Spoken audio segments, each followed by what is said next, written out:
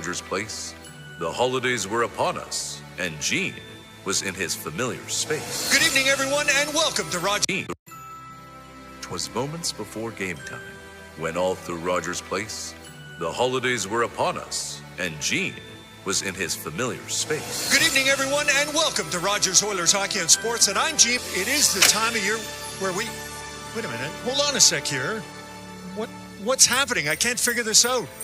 We're going to need a Christmas miracle to get these lights sorted out for game time.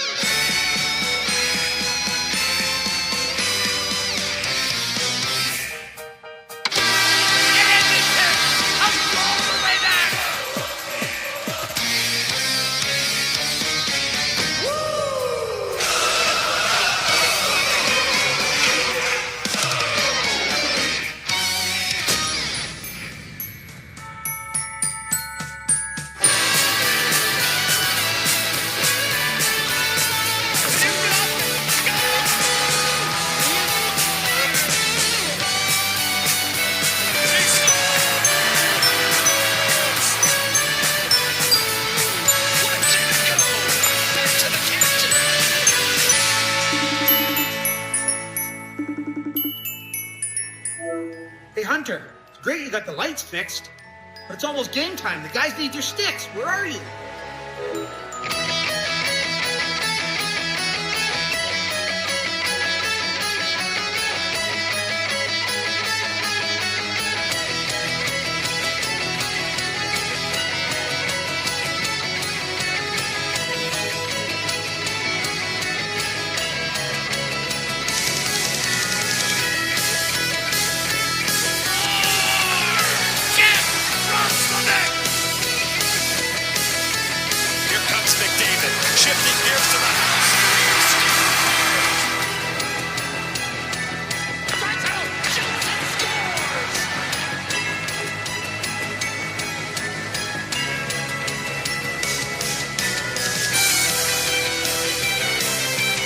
Hunter, it's great you got sticks for the players, but what about the best fans in the NHL?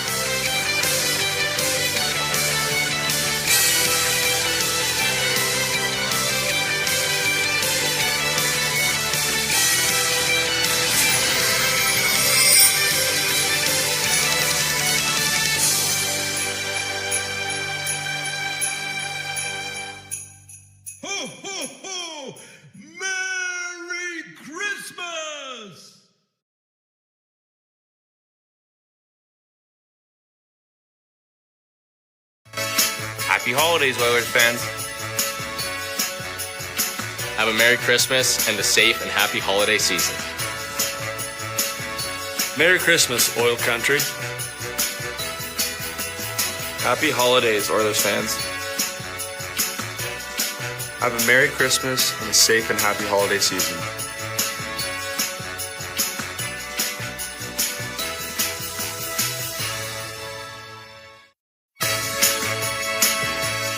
Happy holidays.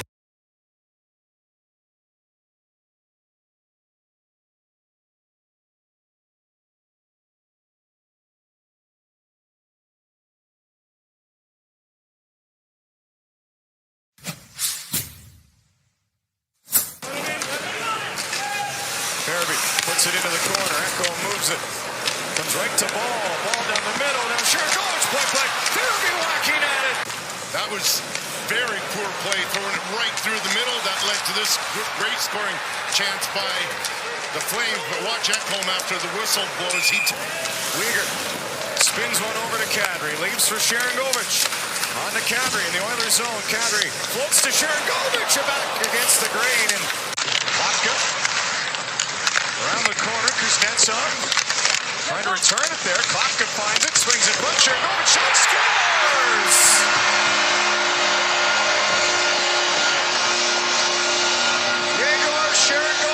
Gives the Flames a 1-0 lead. Nice entry again by the Flames. They weave in. Kadri gets it down low. Look at that work by Klapka. And he's just such a big man. He's just going to continue to hunt this puck down behind the net. Spot Sharangovich for his 7th of the season. That's more like it for Yegor Sharangovich. That's a release we saw a couple seasons ago in which he had a big year. Gets it back. Now Draisaitl. One-timer Bouchard scores! Posted in on the power play to tie it up for Edmonton. Chance on the power play, but this is just a ridiculously good shot by Evan Bouchard. That is pretty much unstoppable. You can see Dustin Wolf is actually in really good position, but Anderson to the front, looking for Coleman, and just enough from Ingram, I believe. Now Hyman to McDavid alone. Dukes, stop, both, rebound. You got that too.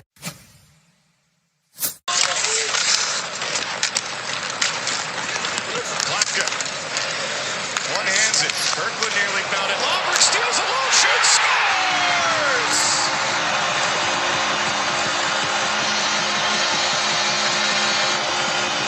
Highlights all the work he did in just over 3 minutes work, and here's a under pressure. Regula just turns the puck over, trying to get it to Nurse's partner. Lomberg intercepts it, and he buries that. Blocker side on Ingram. You can see Ingram is in pretty good position. Maybe want to be out maybe another foot or so, but the turnover by over. Nugent Hopkins swings it down low. McDavid to Hyman, shot stop. Bobbled puck. Wolf got enough to just swipe it with the glove. Couldn't get that one through. Flames block it. Frost trying to set it up to Huberdeau, splits the D, one hands it on, and it's saved. Echo moving in off the line. Flames have numbers though. Bouchard the only man back. Farabee carrying in. Farabee across. Shoot stopped by Ingram, who held his ground. Able to bank one to the line, and it will flutter out. Bouchard will skate back with it. Flames change it up quickly. Michael Backlund has Klapka with him.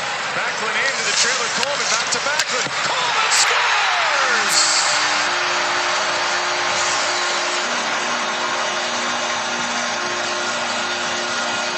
Big goal for the Flames in the third. 3-1 Calgary. That wrister off McKevin ball deflects into the corner. Draisaitl. Now to Ekholm, traffic in front, one-timer Bouchard, stop, Hyman on the rebound, saved by Wolf, McDavid scores!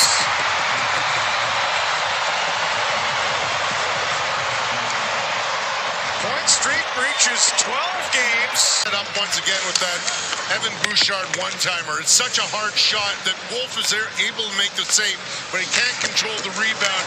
And then Hyman's there whacking away, and so is McDavid, just sort of lurking off to the side, waiting for the puck to come free, and it does in this case. Hyman just jabbing away at it. McDavid taps that home for his 24th of the season. We've got a one-goal game. But that Bouchard shot sets that whole thing up. As I mentioned, Wolf was able to come. David pulls up, finds Bouchard, 8 seconds to go. On to McDavid, Flames break it up. Draisaitl shoots, tipped on. Wolf, what a save! Flames win the face-off and win the hockey game. They take this one 3-2 and get some revenge in the Battle of Alberta.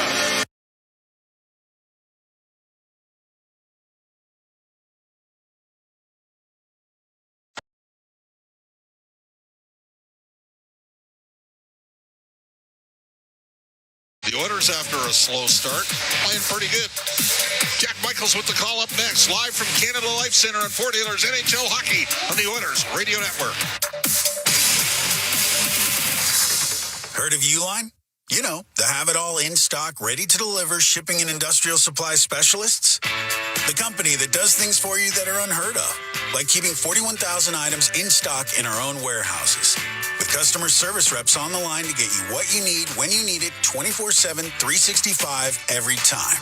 Maybe you heard it here first. Want to hear more? Visit uline.ca.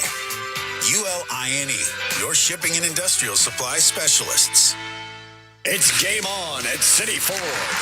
With an all-star lineup of 2025 Ford favorites, save up to $7,000 on Escapes. Up to $8,000 on Bronco Sports. And up to $18,000 on F-150s. Plus, find 0% financing options available on all 3 vehicles. Score an all-star deal today and spin and win an iPad, Oilers merch, Costco card, even a trip to Mexico.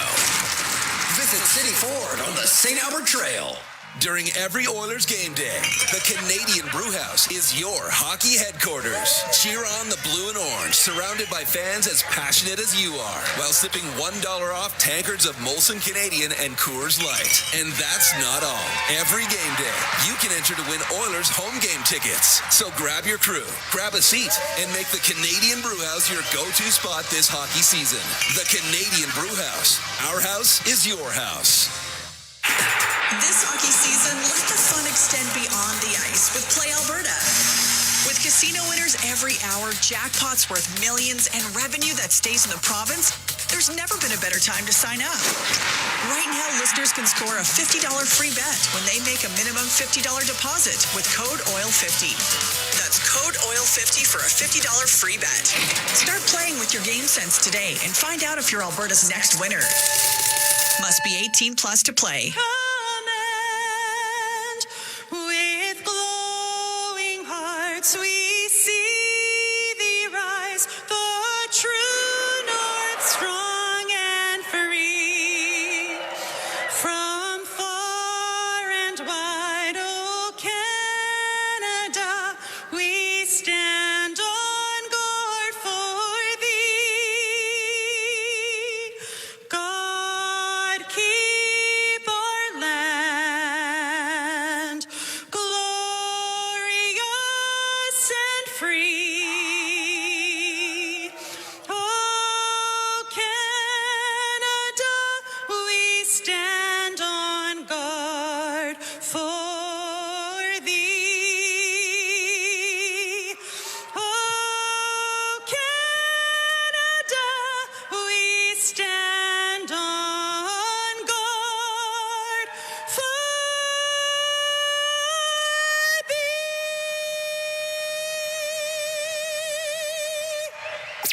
Now, tonight's exclusive NHL broadcast. Shoots and scores! But now it's Draisaitl off to Connor McDavid for the hat trick. He scores! All the action called by the voices who know the game inside and out. This crowd explodes! Bob Stauffer and Jack Michaels on the Oilers Radio Network. The Edmonton Oilers and the Winnipeg Jets from the Canada Life Center as the Oilers' modest 2-game road trip comes to an end tonight in Winnipeg. A desperate team, a team that's lost 5 in a row. Oilers coming off a hard-luck 3-2 setback Saturday night in Calgary. I'm Jack Michaels, Bob Stauffer to my left, Rob and Brendan back in our flagship home on the Oilers Radio Network, 880 Ched. McDavid between Nugent Hopkins and Hyman to start. McDavid opposite Adam Lowry, and we are underway with McDavid winning the opening face-off and swept around by Evan Bouchard, who had a goal and an assist in that aforementioned 3-2 loss to the Calgary Flames. Buzzed up by Morgan Barron. He'll send it in from the left-hand side. Ekholm and Bouchard defensively, and as Bob talked about, Calvin Pickard in net. Here's Barron off an Oiler turnover, cutting toward the net. Unable to get a shot away. Dylan Sandberg will send it down low. Your starting lineup brought to you by our friends at Coventry Homes. Nugent Hopkins will twist it around for Bouchard, and it's up the middle for Ekholm. And now Nugent Hopkins, left-hand side, skipped over the stick of Leon Draisaitl, and that's going to be tracked down by the Winnipeg Jets. Here's Mark Scheifele in from the left-hand side. Dry Morrissey tipped on net, and a save made by Pickard, of course, playing in his home province. Had some family on hand for the practice yesterday. But Colson to Stastny in front, just out of the reach of Colson. Draisaitl looked to move it over to Matt Savoy, who's been elevated into the top 6, as we talked about on our pregame show. Jack Roslovic, the one-time first-round pick of the Jets, will center the third line for Edmonton. It's banged in deep by Scheifele, sent around the boards by Nurse, and the Oilers on a breakout. Draisaitl to put Colson a shot on net and a save made by Winnipeg starter Connor Hellebuck, making his 7th consecutive start. Jets are able to tug the rebound free. They're operating in the blue sweaters with the white numerals, Edmonton in the white, outlined in orange and blue. Winnipeg is hitting every chance they get. They've laid the body here in the Oilers in the first minute and 40. Riley Stillman on the puck for Edmonton.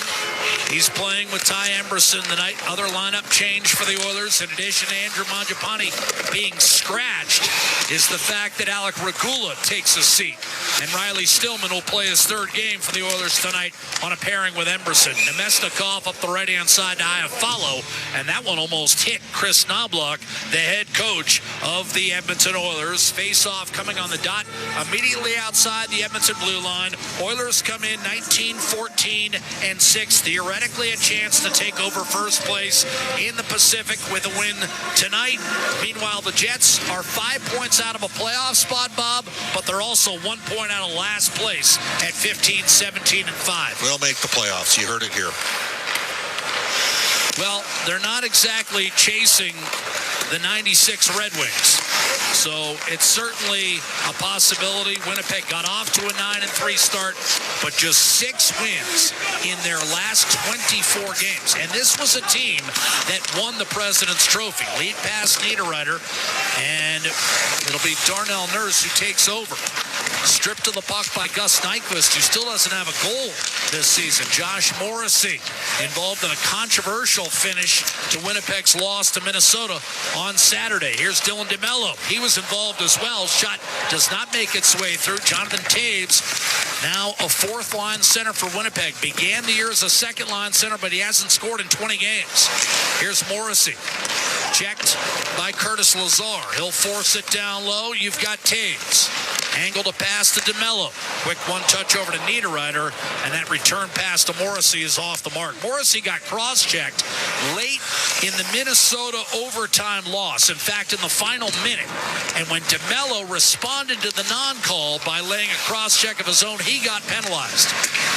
Here's Lowry dashing in from the right-hand side. A shot tipped away off the plexi and then mishandled by Sandberg at the line. Neil Pionk will have to give some ground. Minnesota scored on the ensuing power play with 22 seconds left. Zuccarello, the equalizer, and then Boldy won it in overtime. The kind of game that Winnipeg won last year but has been losing this year.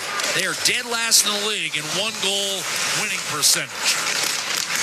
They are 4-12 in 1-goal games. Bouchard to Ekholm. Sent around, Scheifele defending McDavid, hacked and successfully out by Morgan Barron. Nugent Hopkins over to Ekholm, and it's pounded back into the offensive zone by Edmonton, moving left to right in this first period. Scheifele brings it the other way on the counter. Velarde over to Connor. Winnipeg's top line, pretty much all the offense this year for the Winnipeg Jets.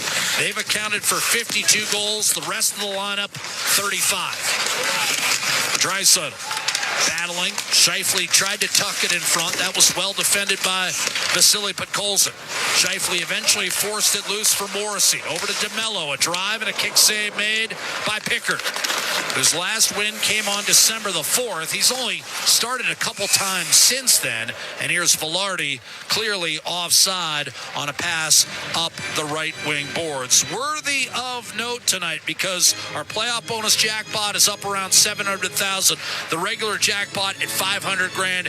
And Bob, if you get in early on that Oilers 50-50, the early bird prizing, signed Oilers jersey, and 20 pairs of Oilers suite or Oilers tickets, and a suite for 12. That's the kind of living you normally enjoy. Oh, I don't know about that, but you know, the Jets had a great record last year in 1-goal games, and it bounced back and evened up, just kind of like those Kansas City Chiefs. They had that great, 1-score game record last year.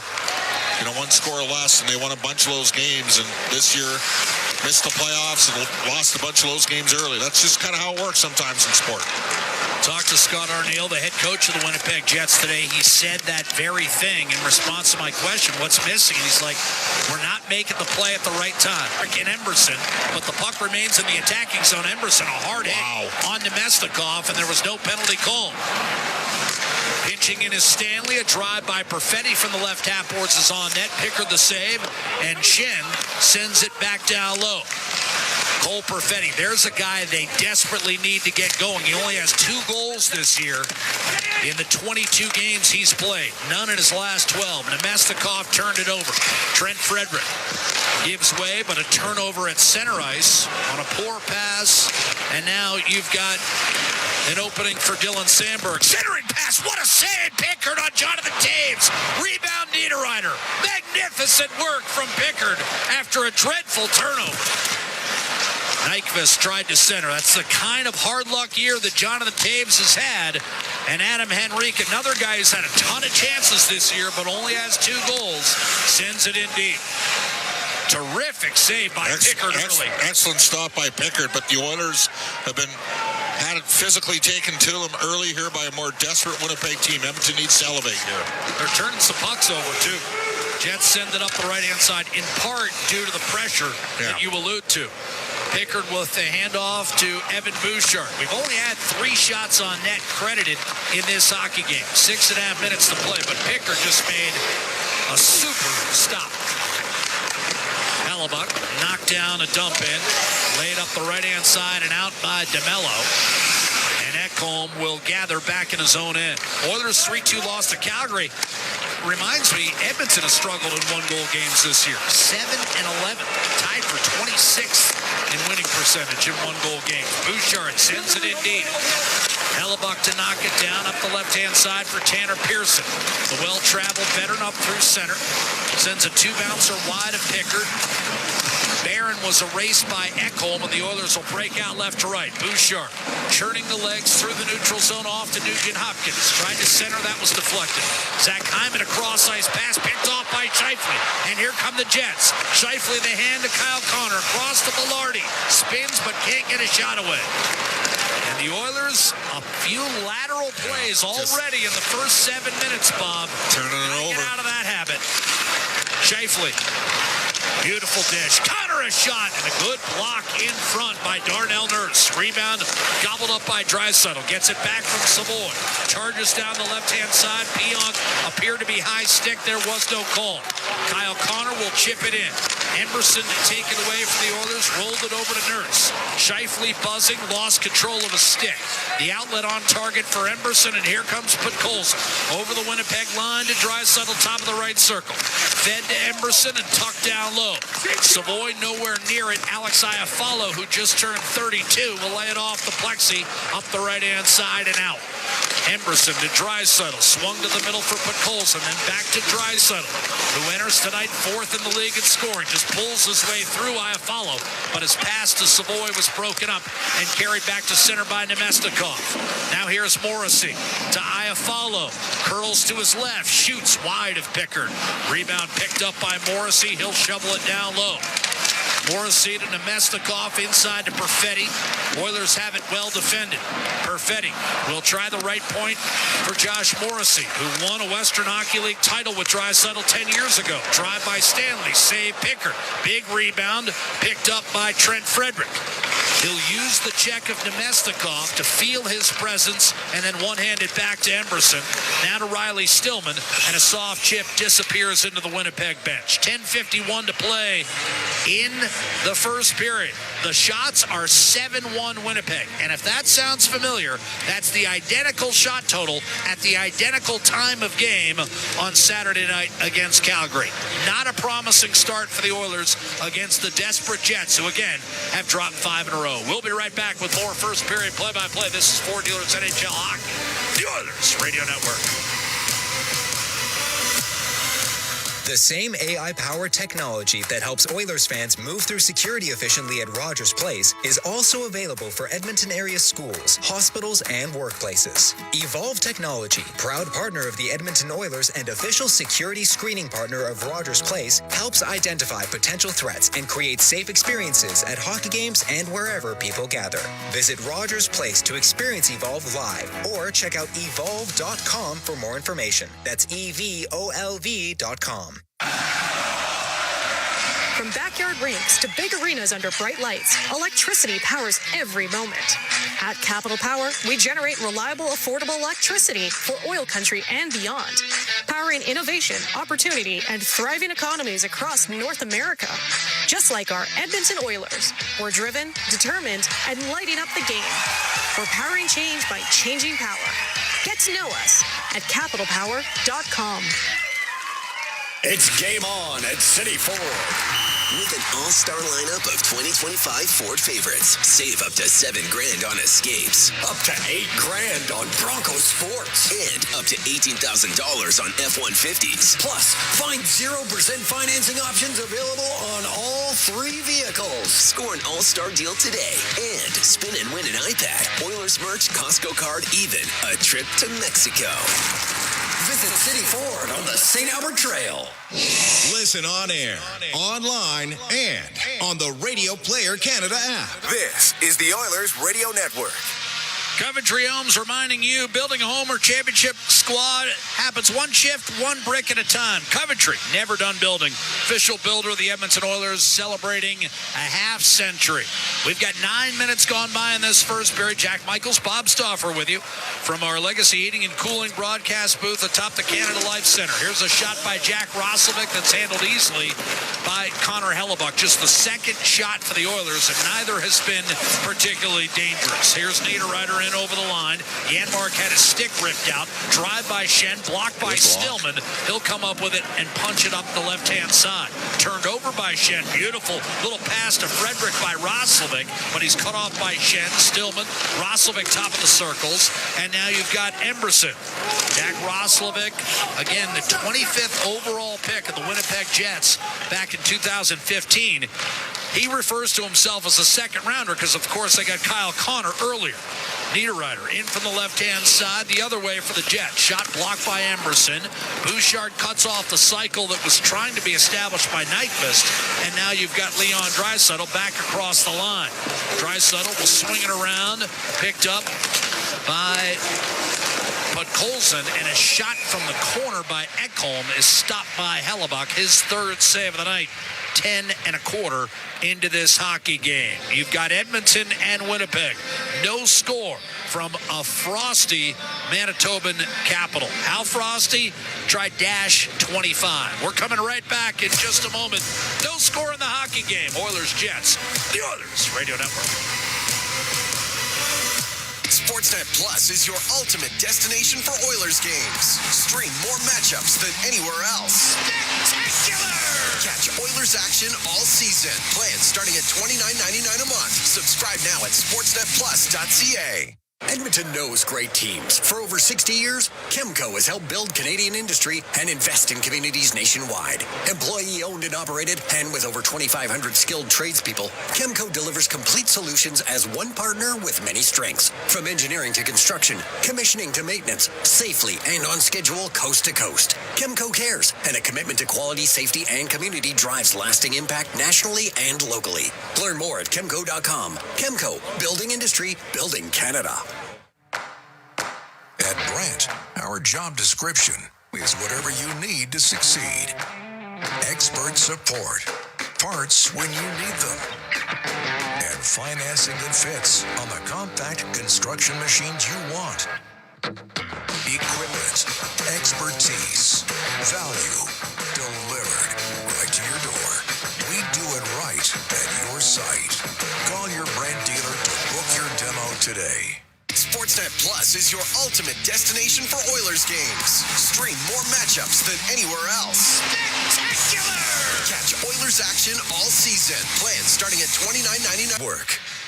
9:46 to play, first period. The Oilers and the Winnipeg Jets Edmonton has played 16 straight games where the team who scored first has won the hockey game.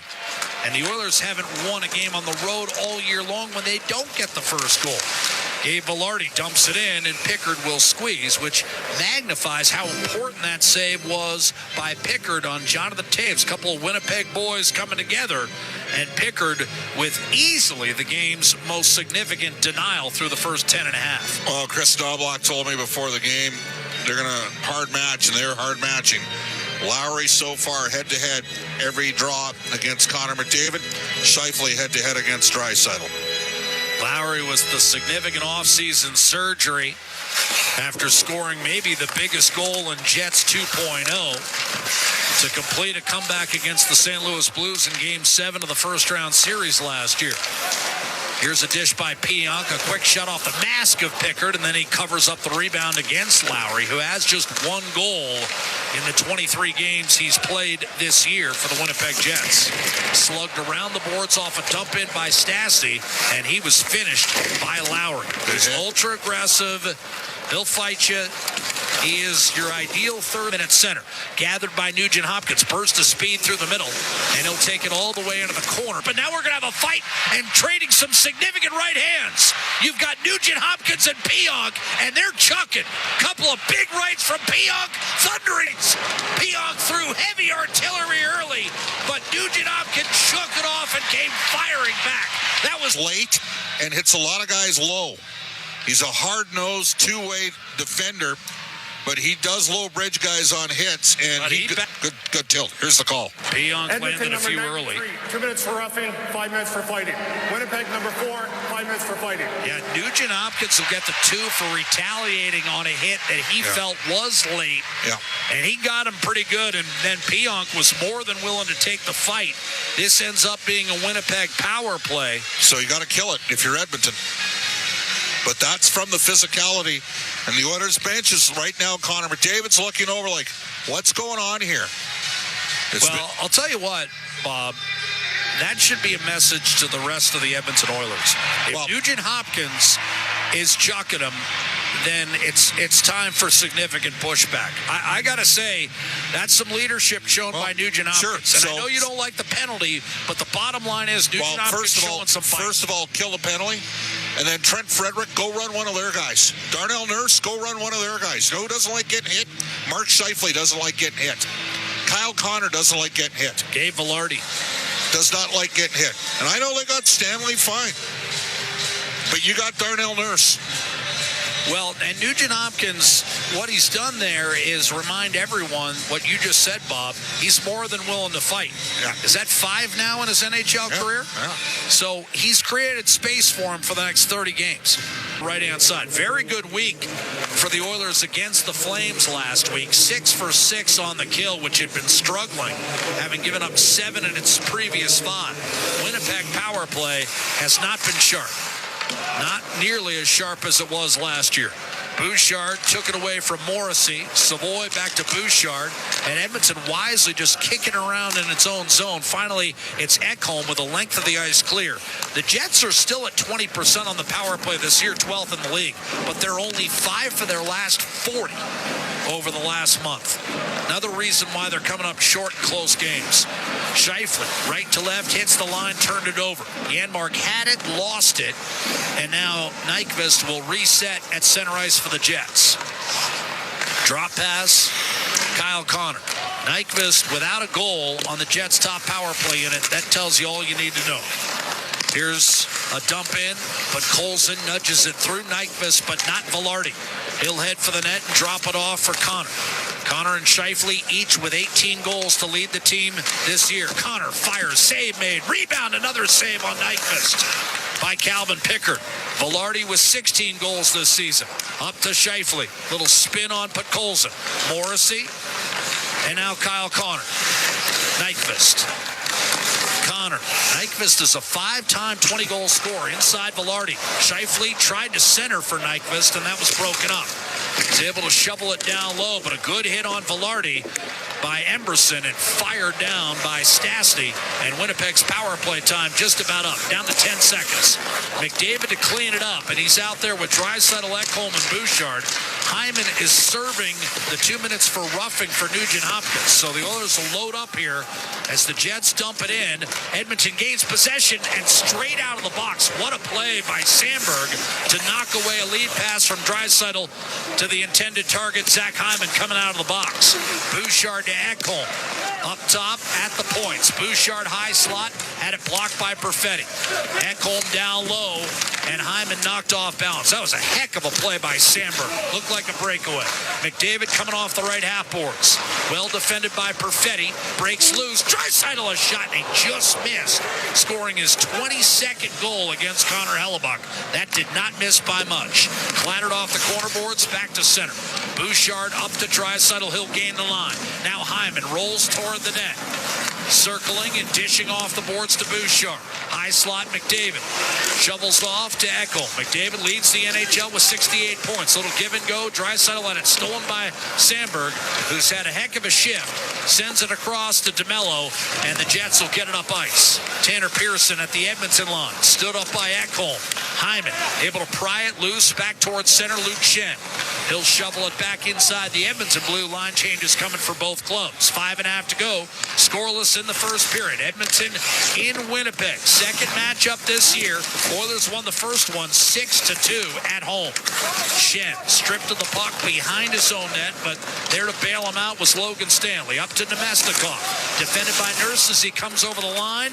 Nurse popped it loose. Lazar to Jones. Roslovic left circle. Wired one right into the midsection of Connor Hellebuck, who makes his 6th save of the night. Calvin Pickard with 11 at the other end for Edmonton. He's been sharp, and he's needed to be. 15 minutes have been played at the Canada Life Center, and we've got no score in Winnipeg. This is Ford Dealers NHL Hockey, the Oilers Radio Network. Can an energy provider make you feel carefree? We think so, because who doesn't like to be surrounded by good energy? Great rates always. Gimmicks never. Perks that reward your loyalty and energy experts who know what's what. Carefree just feels good. Encore by EMCOR, your carefree electricity and natural gas provider. Customers are free to purchase natural gas or electricity services from a retailer of their choice. For a list of retailers, visit ucahelps.alberta.ca or call 310-4822 toll-free. Bloom Benefits offers amazing coverage that even the toughest hockey players can get behind. With excellent coverage, they offer things like massage. You want to go? Counseling services. Let's go! Dental coverage. That was not offside. And eye exams.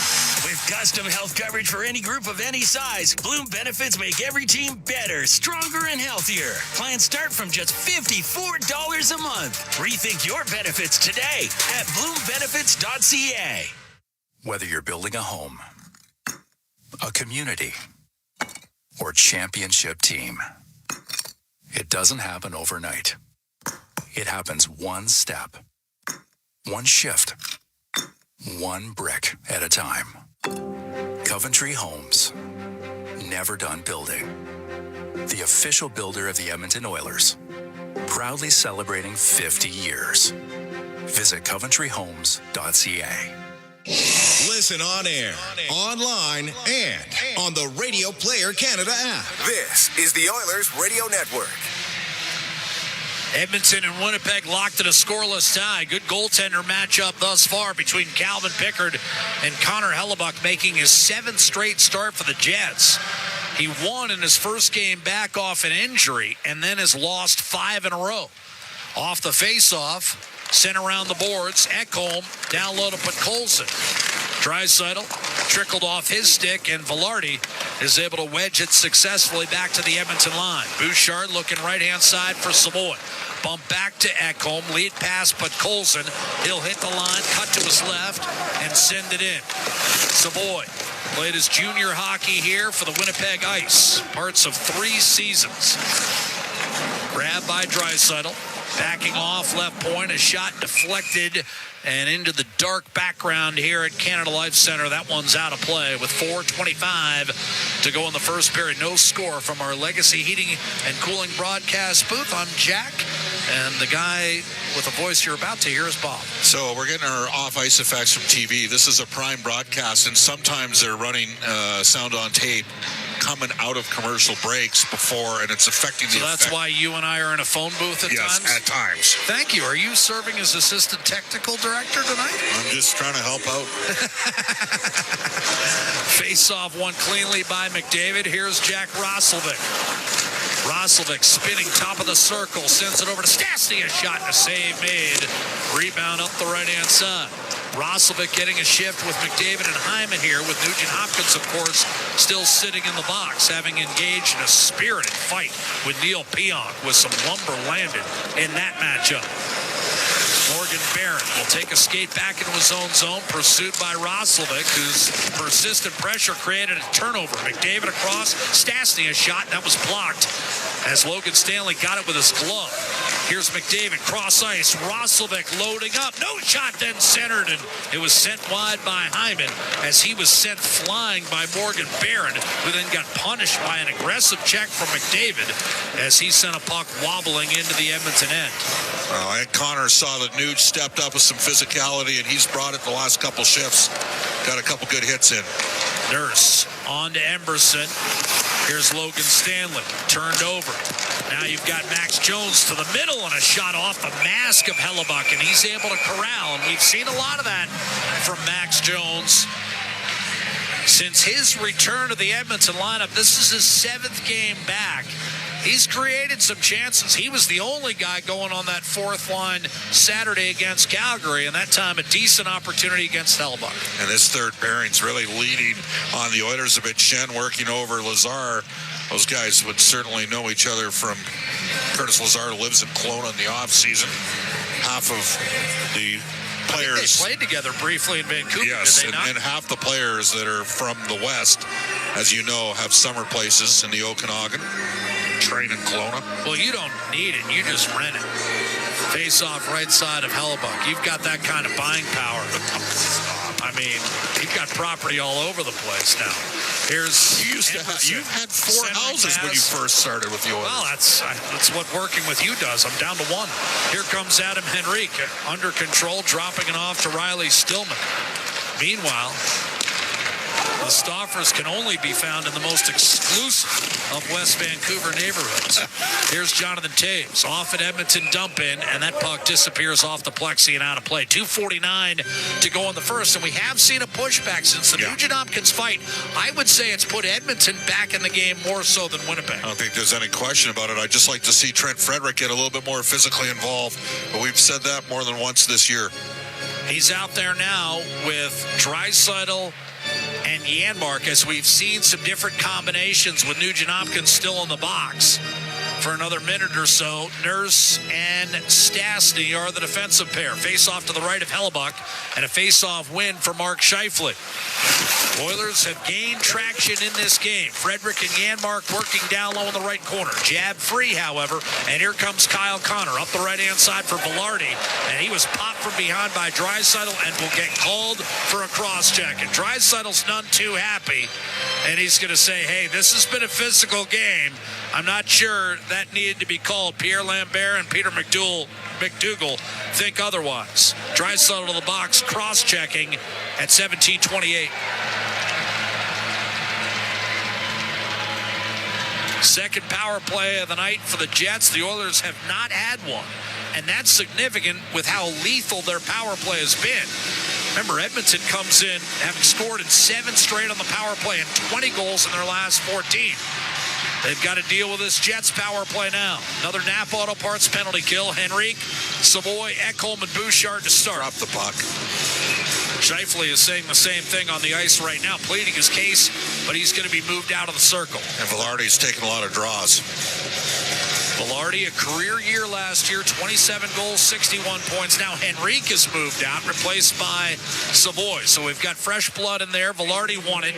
Morrissey, Connor cross ice. Nyquist faked the shot. One-timer Morrissey, and a save made by Calvin Pickard, who's been very good in this first period.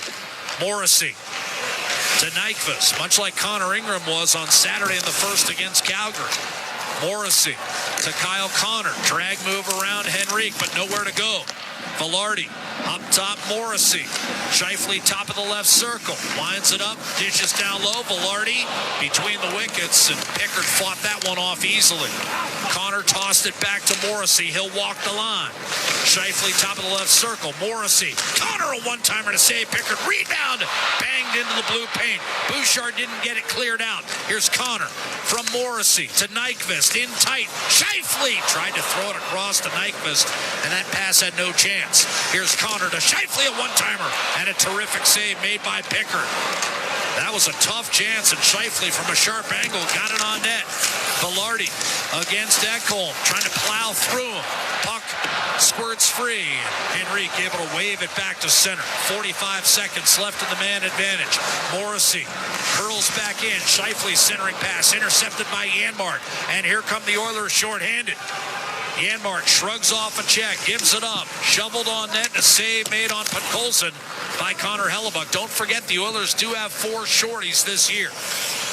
Scheifele, frustrated, dropped it off for Neil Pionk. Final minute in this first period. Still no score in the hockey game. Shots are 14-8 Winnipeg. Here's Cole Perfetti down the middle, out of the reach of Guido Niederreiter.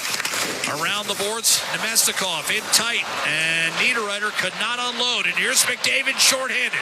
Pionk back defensively, played it fairly well. McDavid threw it across for Darnell Nurse, whose shot is on net. Hellebuck gave up a big rebound off the glass, and in front, taken by Pionk with 25 seconds. Taves, little give and go. He'll take the puck up through center. Jonathan Taves at age 37. Shoveled in by Perfetti. Riley Stillman over to Draisaitl. Poised as can be ahead for McDavid. 12 seconds to go. McDavid heading for the net. Edmonton back at full strength. McDavid tried to shovel it in, and that's picked off by Perfetti off the boards. DeMello has to shoot. He does. And at the horn, Pickard makes a blocker save.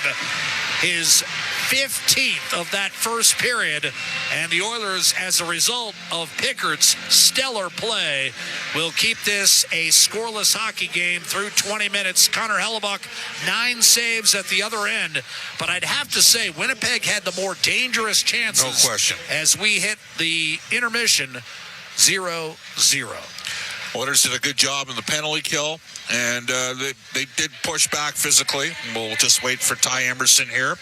But, I mean, I thought overall, Jack, that all things considered, Edmonton's maybe in a good spot after not having a great first period. Well, and we'd say the same thing about Saturday night when they were even at 1 apiece and Connor Ingram had 13 saves. Pickard had 15 in that opening 20 minutes, and the Oilers, as Bob mentioned, able to kill off not 1 but 2 penalties. There's a little bit of a longer trip to the room here at the Canada Life Center. This is a funky arena. Yes, you leave the bench. He said funky.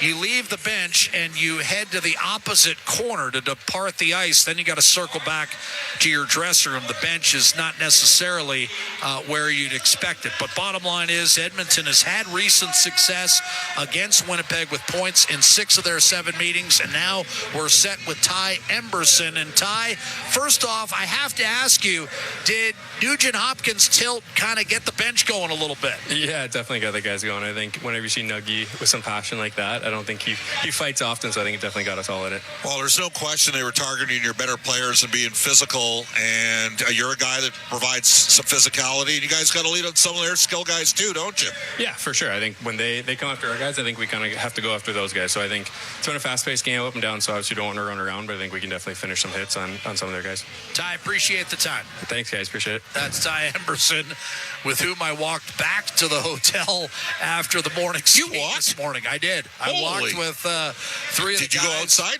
Well, yes. We went outside. Well, Savoy was leading the charge. He played 3 years junior here, so he's hardened to it. And he didn't play a lot of games in this building, though. No, he did not. This was a block and a half walk, so I was able to handle the minus 25. Okay, so we've talked about the goaltending and the penalty kill, which were really good. What about 5-on-5, Bob? Well, where does Edmonton need to take a step? Edmonton needs to be moving their feet a bit, and they need to play a more direct game. They're sitting there doing these drops and delays, and they're not there. They got to funnel pucks to the net and make Connor Hellebuck work under duress. They got to attack the net, get pucks to the net, create chaos, Connor Hellebuck's way too good. You can't, He had a pretty easy period, didn't he? I thought for the second, and I'm concerned, let's see what happens in the first 8 minutes of the second period here, because the first 8 minutes of the second period in Calgary, it was exactly like the first 8 minutes of the first period. And Calgary gained an upper hand in that game as a result. So the Oilers got to have their feet moving, play more of a north-south game, and get after it. You can't pass, and Winnipeg's come to play. They're desperate. They've dropped 5 straight games.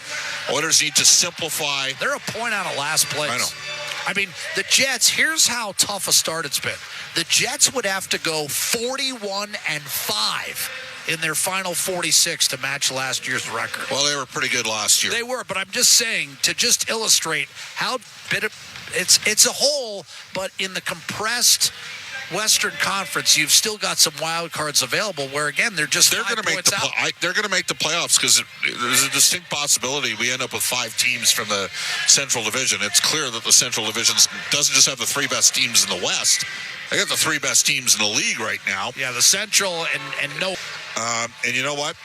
If you're Trent Frederick and Max Jones, you guys can get him. Jones, I think, tried to a bit, but Frederick could be a little bit more physical as well. Well, no matter what you say during breaks, Brendan Escott and Rob Brown are anything but sloppy, and they're waiting with some comments about their own viewpoint of the first 20 minutes, which has seen us play to a scoreless tie. The Edmonton Oilers and the Winnipeg Jets, live from Canada Life Center in Winnipeg, Manitoba. This is 4 Dealers NHL Hockey, the Oilers Radio Network.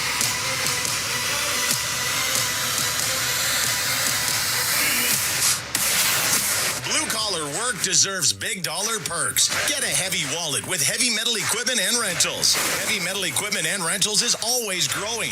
Right now, they're hiring heavy equipment technicians, EM servicemen, and maintenance supervisors. Apply if you're from here or across the country. Even if you're from the Rock, they want to talk. Visit heavymetalequipment.ca to find your new career. Get a heavy wallet with Heavy Metal Equipment and Rentals, helping you move the earth. Here's what's new at 880ched.com. 880 Ched and Jubilation's Dinner Theater want to celebrate you. As a thank you to our amazing listeners, Eileen Bell will be hosting a listener appreciation night at Jubilation's Dinner Theater's production of Canadian Top Gun, the 80s Take Flight on January 14th. Head to 880ched.com for your chance to be a part of Listener Appreciation Night. Get your name on our insider list today and keep up to date on pre-sales, contests, and more. Visit 880ched.com. This is At the Intermission on the Oilers Radio Network. And he'll take it all the way into the corner before being crunched by Pionk. But now Hyman in front off the stick of Hellebuck. And McDavid had his stick tied up, and now we're going to have a fight and trading some significant right hands. You've got Nugent Hopkins and Pionk, and they're chucking. Couple of big rights from Pionk, thundering back with an overhand right is Nugent Hopkins. Now a right hook lands on the side of the chin. Nugent Hopkins over the top of a couple of rights. Pionk threw heavy artillery early, but Nugent Hopkins shook it off and came firing back. That was a tremendous middleweight tilt to the right of Hellebuck in the faceoff circle. That's our highlight zone, brought to you by Century Casinos. All in, all games, all season. Century Casinos with 3 great locations in Edmonton, St. Albert, and next to Edmonton International Airport. Welcome to the winner's zone. We are scoreless after 20 minutes of play in Winnipeg. That was a pretty entertaining scrap, though. And when it's somebody like Ryan Nugent-Hopkins, Rob Brown, that's got to mean something a little extra to the team. I think Ty Emberson outlined that. It does, as it would have meant something to the Jets when it being Pionk. I think when they dropped their gloves, I think the TV guys said was it welterweights going at it? Yeah. 2 guys that don't fight very often, but both have a high competitive nature and an intensity about them. The one thing we know, I don't know much about Pionk as a fighter, but we do know that Nuge, when he does drop the gloves, not often, is capable of handling himself, and he did in that fight. I thought it was a really good fight. I thought both teams got jacked up after it. And as a fan, you're like, hey, a guy gets outside his comfort zone. That's pretty good. So, no, it was, I thought, a pretty spirited first period. I thought it was very physical. There's some big hits. The Oilers were led physically by Connor McDavid. And then there was a few hits by Barron and Lowry, 2 thunderous checks by Adam Lowry. So we have one team that's trying to continue with a fantastic stretch. and you've got one team trying to turn around their season. So that should make for a good Final 40. Absolutely. So we're scoreless through 20 here. Definitely suffice it to say that Winnipeg had the better of the opportunities there, 15 shots to 9. Overall, how do you work your way back into this game from a standpoint where, you're not out of it by any stretch of the imagination? Of course, things are scoreless, but you're not having the start to the game that perhaps they would have liked. And that's coming off a game where they probably didn't perform in the way that they would have liked. Yeah, I don't think there'll be that much concern in the Oilers dressing room. You're on the road against a desperate team. You come out of the first period tied 0-0, so you're even, despite the fact the opposition had 2 power plays. So you're going to get a power play, and you know how effective that is. So, I don't think there's any concern. It was a physical game, a physical period. I think the Oilers now between periods realize, okay, this is the kind of game we're getting. There isn't a lot of open ice. Winnipeg's trying to really clog things up. To me, it's just the Oilers continue to push forward. The one thing they gained in that first period is some confidence in their goaltender. Calvin Pickard, that was a good first 20. He played very well, a couple big saves, and the penalty kill. The Winnipeg Jets, if they do not come back and get a point or two in this game, they'll look to wasted opportunities to score the first goal in the game. And I think it was Jack that was throwing it out to you today that the team that scores first right now in an Oiler game is the team that wins. So the Jets missed 2 opportunities. I would expect that the next power play will go to the Oilers, and they will have a chance to take the lead with their power play. We shall see here in the second period. Thanks very much, Rob. More from Rob in intermission number 2. Right now we're through 20 minutes of play, and we are scoreless at Canada Life Centre. At the intermission, this is your Ford Dealers NHL Hockey on the Oilers Radio Network. Hey, Paul Brandt here. Alberta's a special place. From the Rockies to the Plains, it's a land of hard work and big dreams. If you're going to tackle it all, you need a truck that can keep up. That's why I can't say enough about my Ford F-150. It's more than a truck. It's a partner. Rugged toughness, serious capability, and smart features that make your life easier, like available Pro Power onboard. The Ford F-150. Get yours today at your Alberta Ford dealer and tell them PB sent you. Find more ways to save at Real Canadian Superstore. Unlock savings through always low-priced items, multi-save, club size, fresh promise, hit of the month offers, ad match, and more.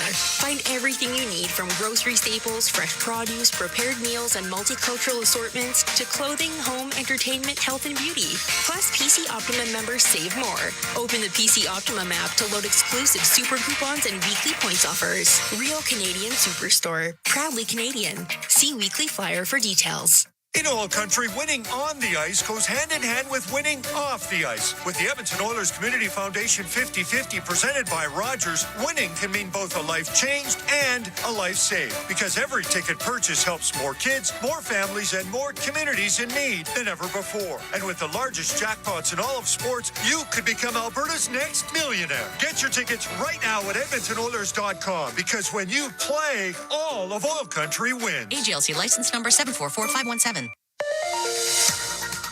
This is Global News at the first intermission. I'm Zach Ferguson. The union representing 20,000 RCMP officers around the country is slamming the province's possible plans to transition away from the RCMP, saying that the move runs counter to what most Albertans want. One of the directors of the NPF, Kevin Hulwa, says that they have asked the province many times how it plans to provide the same level of policing for less money and hasn't yet received a clear answer.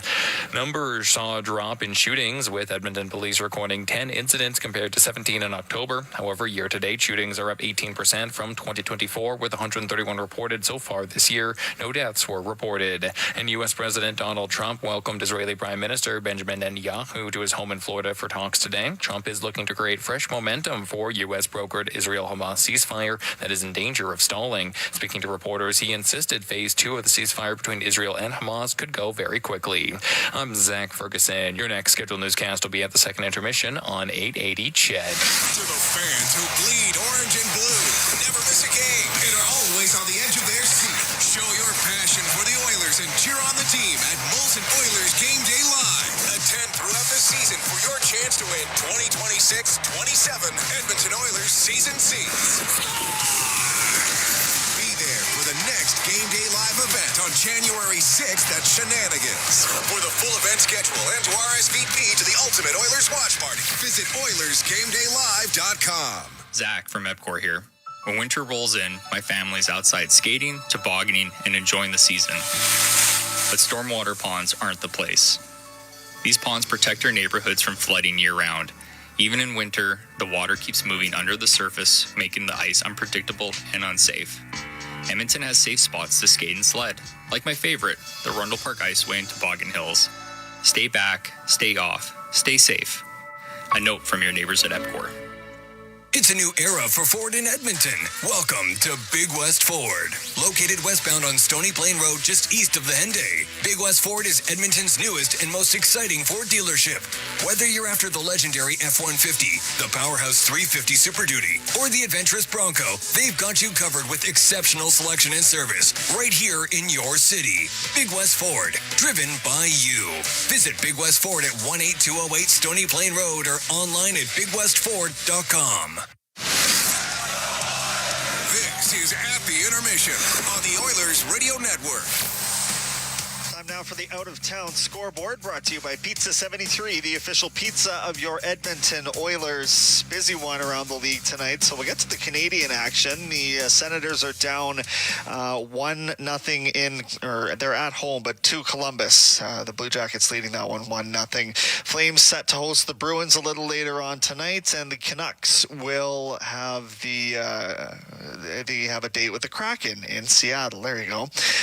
Bakersfield on Wednesday, New Year's Eve, will be in Coachella Valley taking on the Firebirds, and tomorrow night the Edmonton Oil Kings are in Lethbridge to close out their 2025 schedule. So there you go. That's the out-of-town scoreboard, brought to you by Pizza 73, the official pizza of your Edmonton Oilers. It's scoreless at Canada Life Centre. Shots are 15-9 for the home side. The fight score, I would say split decision for Nugent Hopkins. Just because we're in Edmonton, we'll give him that one. Pionk did just as well in his own right in that sense. But yeah, we'll see about the power play opportunities coming up here in this period number 2. We are going to send it back to Jack Michaels and Bob Stauffer at Canada Life Centre. Right now, we're at the intermission, and this is your Ford Dealers NHL Hockey on the Oilers Radio Network. You've been listening to At the Intermission on the Oilers Radio Network. Edmontonians, do you bleed orange and blue? Delve into the heart of everything Oilers with Oilers Now. Only on 880 CHAD. Tune in weekdays from 4 to 6 p.m. Bob Stauffer delivers the inside scoop with exclusive interviews, expert analysis, phenomenal guests, and a few surprises. Don't miss a second of the conversation. Discover the heartbeat of your Oilers on 880 CHAD, the official voice of the Edmonton Oilers. Over the last decade, the world of work has changed dramatically. It's a change that can cause a disconnect between a company and its employees. But a partnership with Aon can help by making decisions that create a more flexible, engaged, and resilient workforce. Aon's experience and expertise, global understanding, and advanced analytics ensure that every client is better informed and better advised so that they can make better decisions. Whatever the next decade brings, Aon is in the business of better decisions. Now, more than ever, it's time to shop Canadian. Support your local businesses that create jobs and invest in our communities. Brought to you by Proudly Canadian 880 CHAD. I'm Ryan Nugent-Hopkins. And I'm Zach Hyman. And when we're not making juicy, sweet passes or having my goals disallowed, we're working for Legacy Heating and Cooling. You know, guys used to call me a plumber. And now they call you an HVAC technician. Nice. Hey, guys, you're not here to install furnaces. You're here to sing the jingle. Oh. Well, okay. Call Legacy. No payments and no interest for 1 year from qualified installers. Legacy Heating and Cooling. Do you have tickets to an upcoming event at Rogers Place that you can't attend? Donate your tickets to the Edmonton Oilers Community Foundation Seats for Kids program, presented by Eagle Builders. Seats for Kids provides unused game tickets for charities, allowing children and families to enjoy hockey at Rogers Place. And for many, a once-in-a-lifetime opportunity. To be a part of the Seats for Kids program presented by Eagle Builders, please email edmonton@kidsupfront.com. That's edmonton@kidsupfront.com. All games, all season. You're listening to the Oilers Radio Network.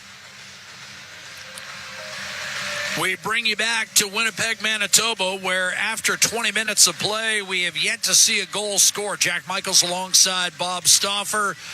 And, of course, Brendan Escott and Rob Brown back at our 880 CHED studios, where the Oilers will return to action again on Wednesday. That'll be a home game against the Boston Bruins. New Year's Eve face-off, 7:30 Mountain Time.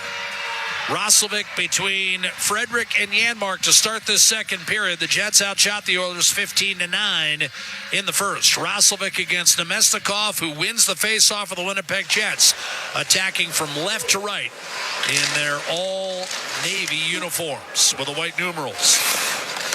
Sent in deep, Janmark and Frederick in on the forecheck. Nurse tries to pinch against Iafallo, who freed it up for Nemestikov. Soft toss into the corner. Stastny first to reach it for Edmonton. Does not get it out. Held in by Iafallo.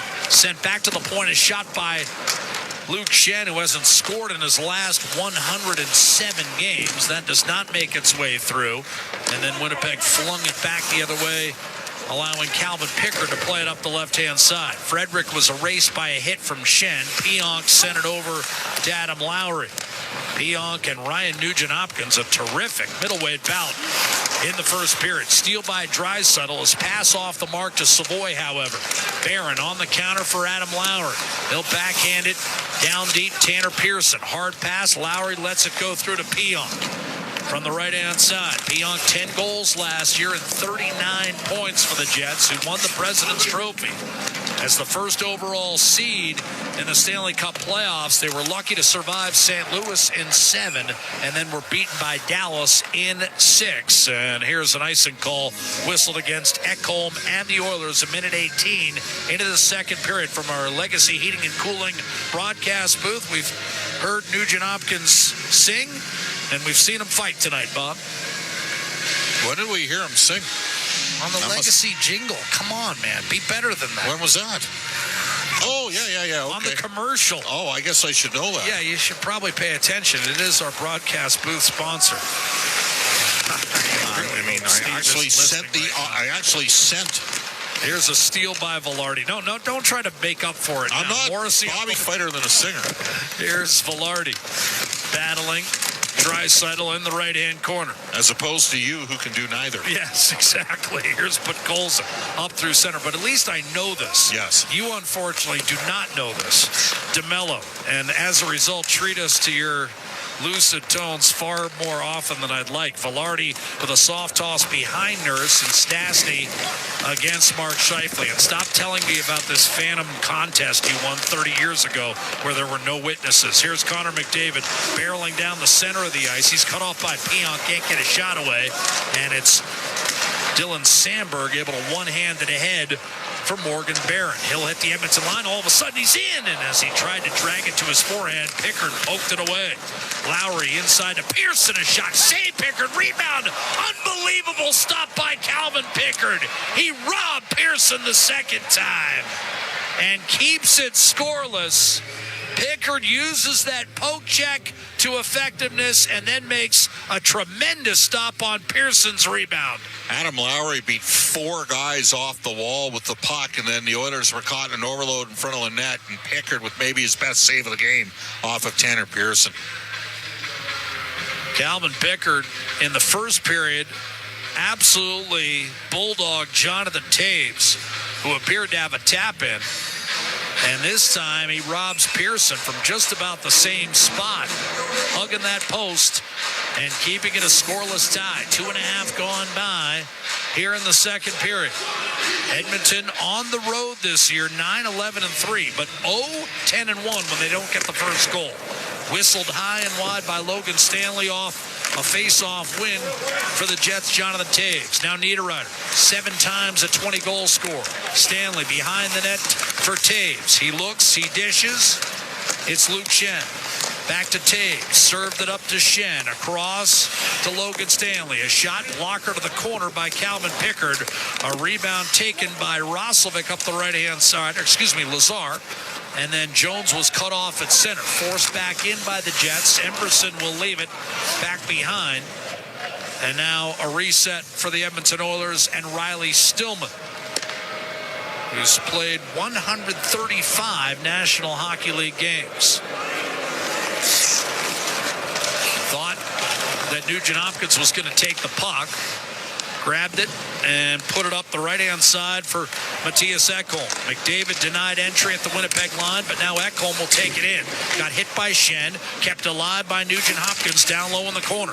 Now it's Zach Hyman going to work with Bouchard waiting for it up top. Pull cue to him and then sent to McDavid. Right face-off dot to Ekholm. Top of the left circle, but no shot. Bouchard one touch to McDavid. A 12-game point streak on the line. McDavid shoots wide from the slot after an attempted pass to Ekholm came right back on his stick. McDavid 32 points in those 12 games. Nugent Hopkins to McDavid and back to Nugent Hopkins. Now Ekholm. Bouchard walks the line. From the high slot, the feed to McDavid on the left. A centering pass went off a body. Caromed right to Nugent Hopkins. Decent shift for Edmonton, but mostly out on the perimeter. Here's McDavid trying to get inside Nemestikov. Nugent Hopkins up top for Ekholm. Bouchard showing one-timer, and then he didn't handle the pass, allowing Perfetti to backhand it down the ice, but too much on it. And that turns into an icing call. I'm surprised. He didn't get much on it, but now the Oilers off the icing will get an attacking zone draw. And Jack, the Oilers, as the first time all game, Chris Knobloch's got McDavid's line out against the third pairing of the Winnipeg Jets, and that third pairing still on the ice. So the Oilers get their second offensive unit, the Draisaitl line, out there with Savoy and Podkolzin. Draisaitl against Nemestikov. Off the icing call, he wins the face-off. Savoy tips it back to Nurse. Tried to throw it cross ice for Draisaitl. Reverse pop on Luke Schenn. Those are two hard bodies coming together in Schenn and Draisaitl. Nurse takes a pass from Stastny.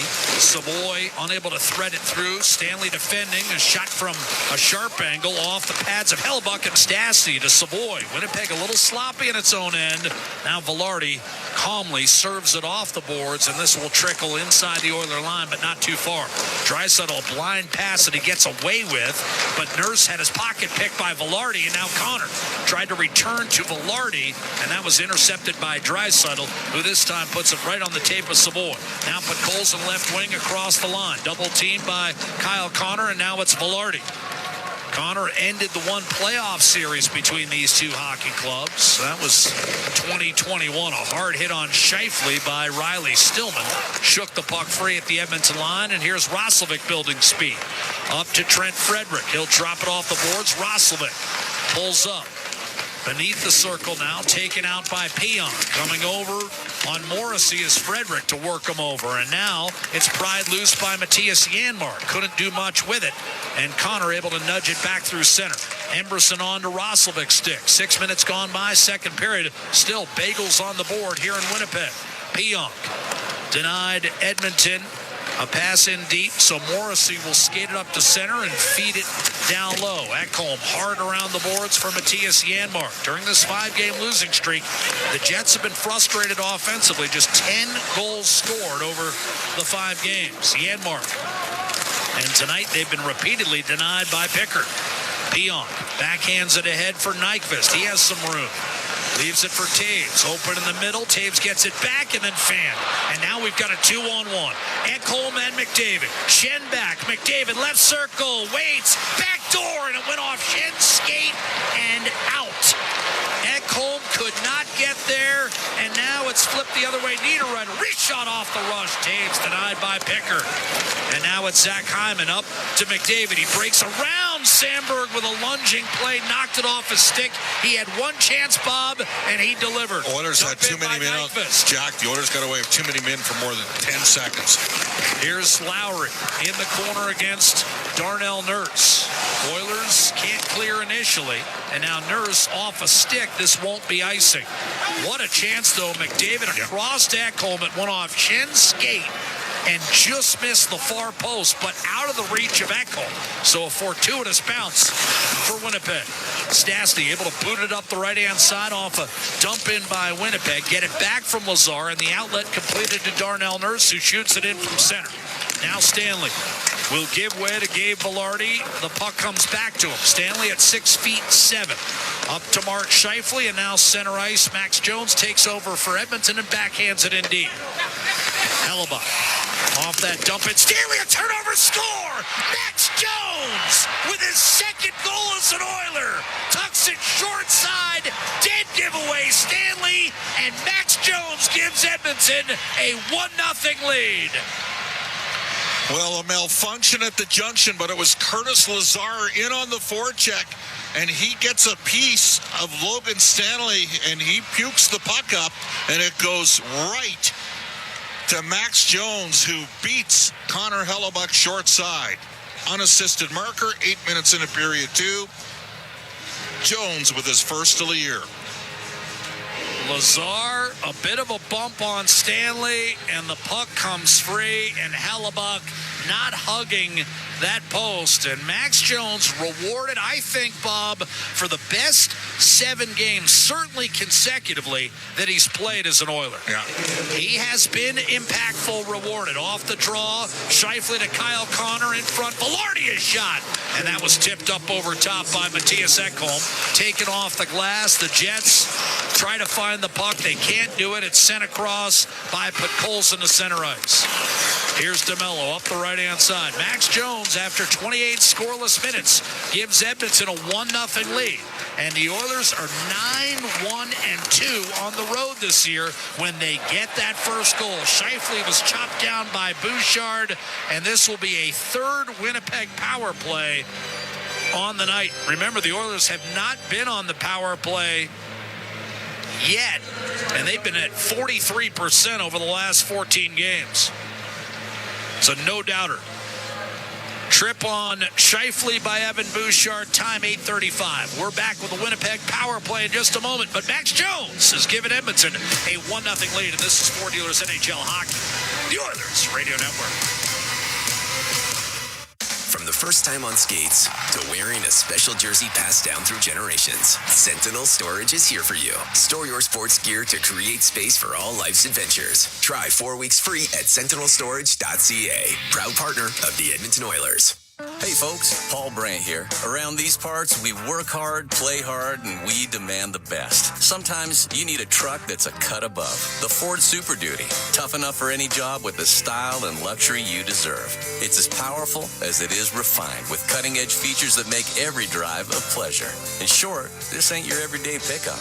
The Ford Super Duty. Drive the finest truck Alberta has to offer today at your Alberta Ford dealer. And tell them PV sent you. As the official medical imaging provider to the Edmonton Oilers, MIC ensures precision in every shot. And if you need medical imaging attention, you can count on MIC to get you back in the game.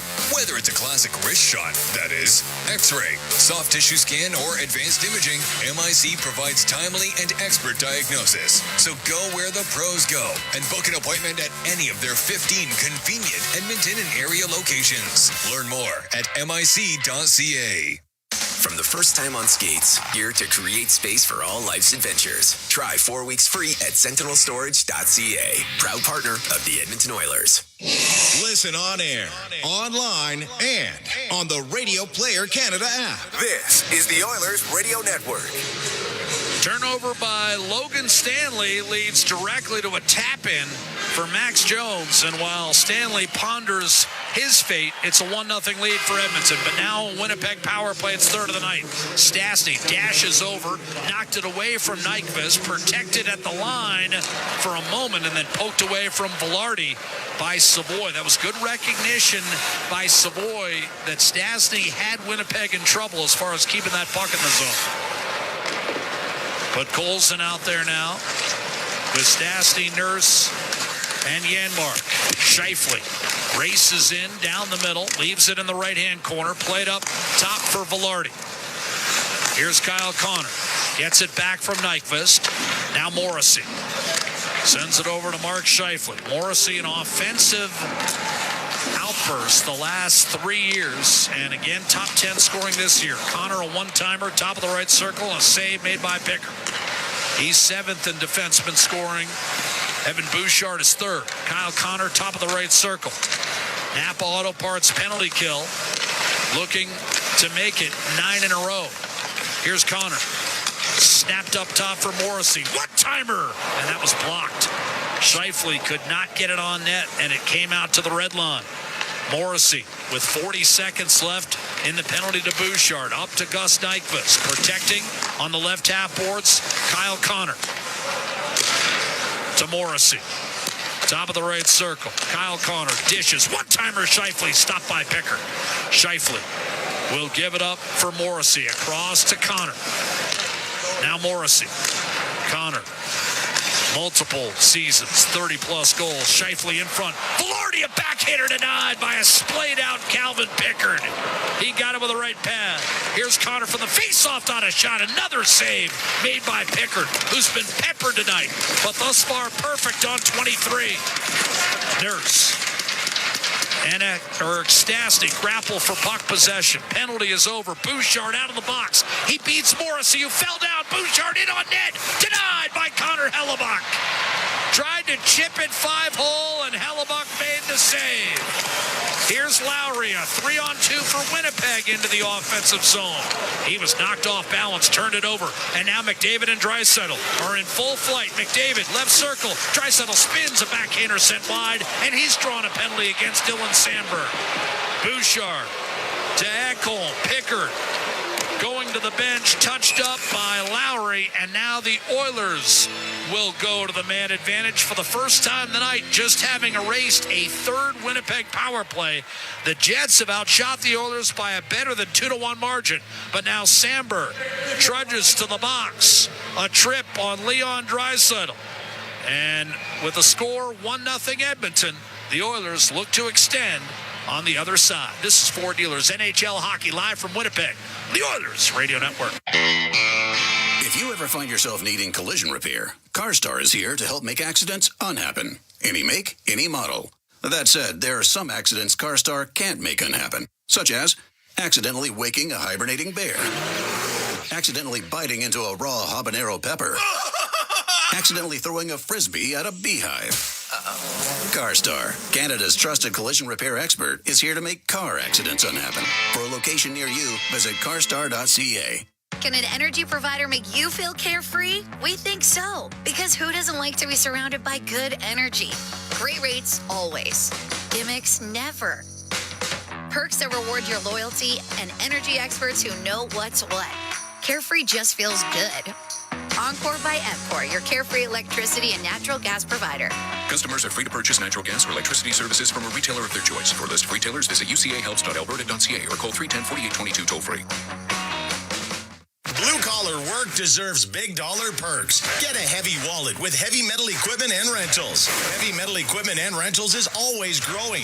Right now, they're hiring heavy equipment technicians, PM servicemen, and maintenance supervisors. Apply if you're from here or across the country. Even if you're from the Rock, they want to talk. Visit heavymetalequipment.ca to find your new career. Get a heavy wallet with Heavy Metal Equipment and Rentals, helping you move the earth. All games, all season. You're listening to the Oilers Radio Network. Dylan Sandberg in the box, and this will be Edmonton's first power play of the hockey game. The Oilers come in absolutely scorching. 43% over the last month. 20 power play goals in their last 14. Goals in 7 straight. Leon Draisaitl with 11, second only to Wyatt Johnston in the NHL. He wins the faceoff. Nugent Hopkins, McDavid. Bouchard rolls up top. Hyman net front presence. Here's McDavid. Short side, stopped by Hellebuck. This power play brought to you by Atco Energy, your trusted Alberta retailer. Here's Nugent Hopkins handling a tough pass from Bouchard. Top of the left circle. Twisted down low from McDavid. He'll get it right back. 1-0 Edmonton. Nugent Hopkins. McDavid, one-timer sent wide by Draisaitl. That'll clatter off the quarter boards, and a rolling puck collected by Bouchard back at his own blue line. 8.25 to play, second period. Oilers have been outshot tonight, 23-12. Pickard has been terrific. And Max Jones capitalizing on a turnover by Stanley. A clear by Iafallo as the Oilers don't get a clean entry. Bouchard to Draisaitl, right at the line. A little bit stationary, though, and McDavid had it knocked off his stick, and that crawled outside the line in the estimation of linesman Devin Berg and Bevan Mills. And at live speed, I think they got the call right. 7:56 to play in the second period, 1:09 left in this Atco power play. Got to shoot the puck when you have a chance. Can't pass it in. 1-0 for the Oilers, who this season have a record of 16-1-3 when they get the first goal. And that includes 9 straight wins with the first goal. And they've got the first goal tonight. McDavid had it knocked away by Luke Shen off that neutral zone draw. So now you've got Bouchard dialing up McDavid at center. He races in right-hand side. Stanley will force him out wide. Played back to Draisaitl, top of the right circle. Little give and go with McDavid, and Draisaitl could not come up with it cleanly, and Adam Lowry will tug that length of the ice. Oilers will change it up. Second unit comes on for 35 seconds. Bob, mark this one down. Bouchard with a drop-off for Adam Henrique. Normally, they don't see 35 seconds in a month. Here's Ekholm. Savoy, a shot off the pads. Rebound score! Jack Roslovic snaps it past the glove of Connor Hellebuck. And against the team that drafted him, he makes it 2-0. Well, that's the 11th of the year for Jack Roslovic. And the second unit gained zone entry, and they got the puck to the net. Savoy just fired one in front and was deflected out on the net drive by Henrique. I don't think he touched the puck, but Hellebuck didn't have an easy puck to control, and it went right to Roslovic, and he snapped one home. 2-0. 1-for-1 on the power play. The Oilers' second unit comes through. Roslovic from, we believe, Ekholm and Savoy. And it's a power play goal at 12:49 of the second period. And the Oilers are up 2-0, and their bench just loved that goal from the second unit. It erupted, just like it did after the Nugent Hopkins fight. So a couple of energy igniters delivered tonight by Edmonton on the road in Winnipeg. And this crowd of 15,000 plus is silent right now. 15,225, the capacity at Canada Life Center. And the Jets have had some problems attendance-wise. Not only this season, but even last season, having trouble selling the place out. Off a dump in. Pickard did not get it out. Shot wide by Niederreiter. Rebound, Dylan DeMello. Played it looking for Nemestikov. Soft chip by Ekholm. Served up left-hand side by Janmark. And here come the Oilers again. You've got Roslovic to Nurse, and now Frederick Button hooking in the corner. Shadowed by Morrissey. Puck comes free to Dylan DeMello. Popped up the right-hand side, but not out. Stillman will send it right back down low. Oilers a -10 on the shot clock, but a +2 on the scoreboard. Jones could not hold the zone against Perfetti, though. He's able to strip him, and he'll carry it back in for the Oilers. Max Jones opened the scoring. Here's Adam Henrique with a centering pass. Broke up by the sliding Morrissey. A second chance, and this time Hellebuck got his stick on Henrique's centering pass. Ty Emberson defends well at the Winnipeg line, or at his own line against Winnipeg's Mark Scheifele, and serves it for Max Jones. Carried the other way by Velarde. Has an opening. Tried to center, however, for Kyle Connor, and he was erased by the back-checking Matthias Ekholm. Now Draisaitl snapped it across to Savoy as Edmonton pours back into the offensive zone. Taken by Shen, advanced through to Velarde. Scheifele dishes off, gets it back from Velarde. Scheifele centers, one-timer. Great right pad save made by Calvin Pickard against Kyle Connor. He has been phenomenal tonight. Bouchard to Savoy. What a save on Winnipeg's best goal-scoring threat a 7-time 30-goal scorer, and Pickard stoned him. Connor persistent, stays with it. Velarde up top, Pionk, then back to Connor. Deep in the right circle, no shot. He'll wander up top, and now dish through too much traffic. Ekholm broke it up. Scheifele on to Sandberg. He'll ask for a change. Lowry onto the ice with a shot sails wide of Calvin Pickard. Remains 2-0 Edmonton. 45 to go. Here's a centering pass by Velarde. That was deflected away. Pionk right point. High slot Sandberg. Open is Barron. A centering pass intercepted by Bouchard. Ekholm backhands it up to Podkolzin, and the Oilers do get it out. Pionk tries to bring it back in. Ekholm, a dart up the middle, broken up by a lunging Sandberg, and now Barron will nudge it toward the Oiler net, and swimming back to his right to get it is Pickard, and now Ekholm is wrapped up with Tanner Pearson, and they're wrestling one another. I haven't seen any penalties called just yet. Ekholm popped the helmet off, but I didn't see an arm go up. Sometimes that can be an automatic, and it was also in the midst of a wrestling match, so I don't think any penalty will be called on the play. If you come over and jab the helmet and knock it right off, a penalty will come to fruition. But Ekholm's got a nasty gash on his nose, too. I don't think he wants to get anything. Well, nevertheless, they'll be separated and will be separated from you for just a moment. With 4:12 remaining in the second period, the Edmonton Oilers have built a 2-0 lead. Jones and Roslovic with the goals on the road. This is 40 Oilers NHL Hockey, the Oilers Radio Network. Hey, Oil Country. Stranded in the snow, stuck on the side of the road, or just locked out of your ride? Visit OilCountryTowing.com, Edmonton's most trusted 24/7 towing and roadside rescue team. Oil Country Towing will get you going. Every year, Janet hosts a dinner. Some of her friends have lost their partners. Some can't make the drive to see their families for the holidays. So they come to her. In 2021, Janet's home was one of many in Western BC that flooded. It looked like her dinner wasn't going to happen that year. Until the Canadian Red Cross helped get her back in her home in time to host. Help keep traditions like Janet's alive this holiday season. Donate at redcross.ca and have your donation triple matched.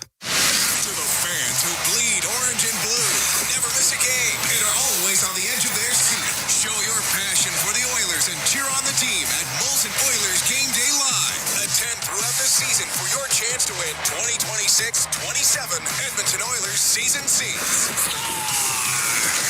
Be there for the next Game Day Live event on January 6th at Shenanigans. For the full event schedule and to RSVP to the Ultimate Oilers Watch Party, visit OilersGameDayLive.com. Hey, Oil Country. Stranded in the snow, stuck on the side of the road, or just locked out of your ride? Visit OilCountryTowing.com, Edmonton's most trusted 24/7 towing and roadside rescue team. Oil Country Towing will get you going. Listen on air, online, and on the Radio Player Canada app. This is the Oilers Radio Network. Oilers having a banner night on special teams. 1 for 1 on the power play, 3 for 3 on the kill. And Calvin Pickard has been superb in net. 24 saves thus far. Here's Jonathan Toews off an offensive zone draw. Tried to hit Nyquist. That was off target. Now you've got Logan Stanley to Toews, on to Nyquist. Of course, they entered the league as rivals. Nyquist in Detroit, Toews in Chicago. Wristed down deep by Jones. He was clobbered by Luke Shen. Oilers have taken a 2-0 lead. Even strength goal by Max Jones off a turnover from Logan Stanley. And then a power play goal. Snapped wrist shot past Hellebuck glove side. Roslovic with his 11th and his first goal since having to miss 11 games. Here's Nurse. One thing about Stastny, he can skate. And he can skate his way out of trouble. And that, if Nurse puts the puck in a tough spot, which happens sometimes, he can go get it. Nugent Hopkins left wing. Takes Nurse's outlet, bangs it back behind the net for Zach Hyman, who creates for McDavid out of the reach of Evan Bouchard. And this 2-0 lead forged by Edmonton without help from McDavid thus far. McDavid building speed through the neutral zone. Came in on The type of explosion we've only seen from him in the last 30 years, dating back to 96-97. Last time Lemieux went on that kind of tear, 32 points in 12 games. Scheifele, beautiful backhand feed out to Velarde with McDavid trailing, snapped it over, and Connor could not handle the pass. And when he bobbled, Bouchard cleared to Ekholm, and it's fired up the left-hand boards and out. DeMello to Morgan Barron off the skate of Velarde. Nugent Hopkins had it and lost it to Scheifele, his good buddy. Here's a quick dish. Pionk, a shot denied by Calvin Pickard, and a rebound taken and brought through the middle by Roslovic. Knocked off balance. Barron takes over. Roslovic's last year in Winnipeg was the COVID-shortened year of 1920. Up the left-hand side, you've got a drop-off Lowry. Here's Barron, a shot, and that kissed the crossbar on its way by with 2 minutes to go in the second period. And that time, Pickard needed a little bit of good fortune, but the goaltenders will tell you that's why the pipes are there. Morgan off the bar, still 2-0 Edmonton. How about Wolf smooching that bar the other night? Like 4 times. I know. He had to. It's like Chico Resch going back to 1975 with the Islanders back in the day. Yeah. There's Morrissey off to Pionk. He'll send it down low. Lowry tried to feather one in front, taken away by Draisaitl, and pumped back to center. Pionk to Morrissey. Here come the Jets left to right. Good active stick at center ice by Roslovic. And that kind of negates the offensive thrust from the Jets. Then Pionk misfired on a pass to Niederreiter.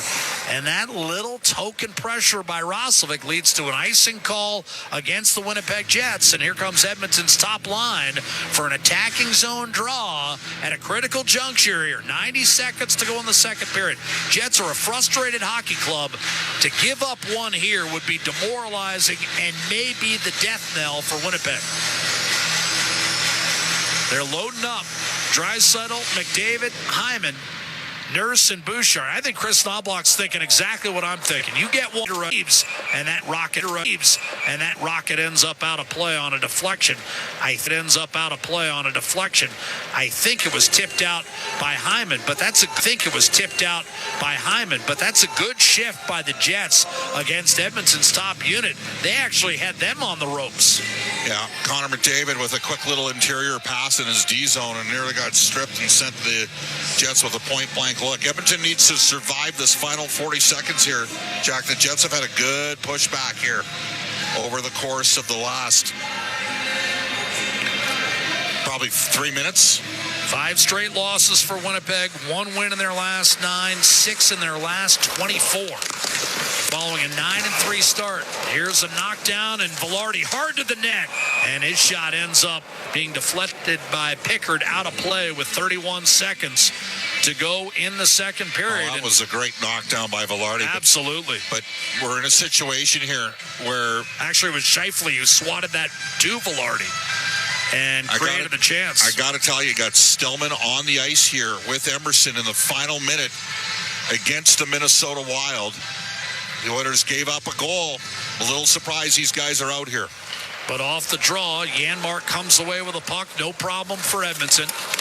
Janmark against Morrissey, gets it in deep. And here's Janmark to the net. A save made by Connor Hellebuck. And gets it in deep. Stillman looking to reverse for Emberson. Then back to Stillman. He'll escape out the left-hand side with no problem. Wedge it off the glass, back to center, and at the horn. Edmonton will head to its dressing room with a 2-0 lead, looking to go 5-1-2 in their last 8 head-to-head against the Winnipeg Jets. And Bob, this 2-goal lead, and we talked about it before the game.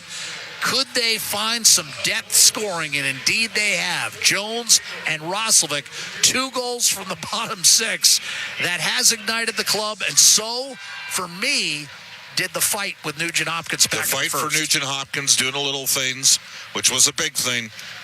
The penalty killing has been perfect. Who's been their best penalty killer? Calvin Pickard. He's got 26 saves. Like, if the Oilers get a 900 save percentage or better, I mean, I think they've only lost a couple games all year where they've had that, and he has been.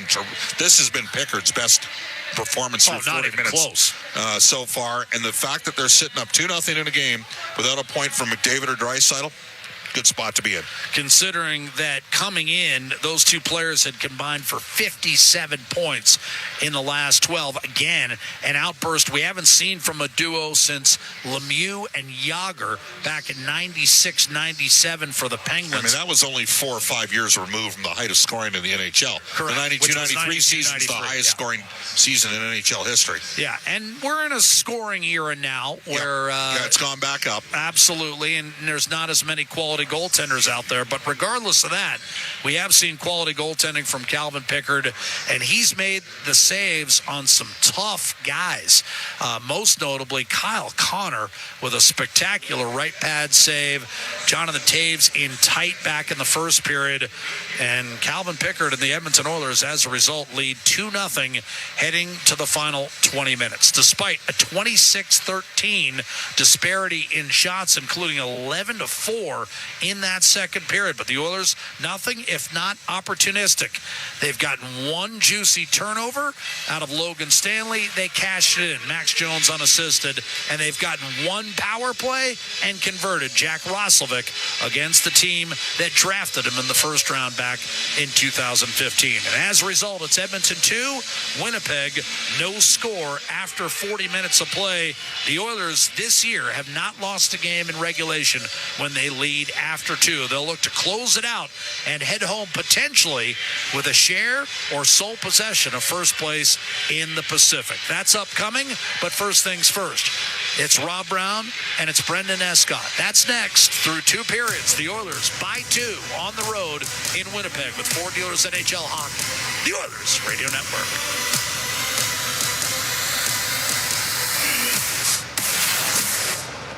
Hey, Paul Brandt here. Big skies, rugged landscapes. Now that's Alberta in a nutshell. And if you're looking for an SUV that can keep up with this place, check out the Ford Bronco. Built for those who crave adventure, with serious off-road capability and style to spare. Whether you're hitting the mountain trails or exploring the back roads, it's the perfect ride for those who want to experience everything this province has to offer. The Ford Bronco. Adventure awaits at your Alberta Ford dealer. And tell them PB sent you. It's our YEG with 880 Chad.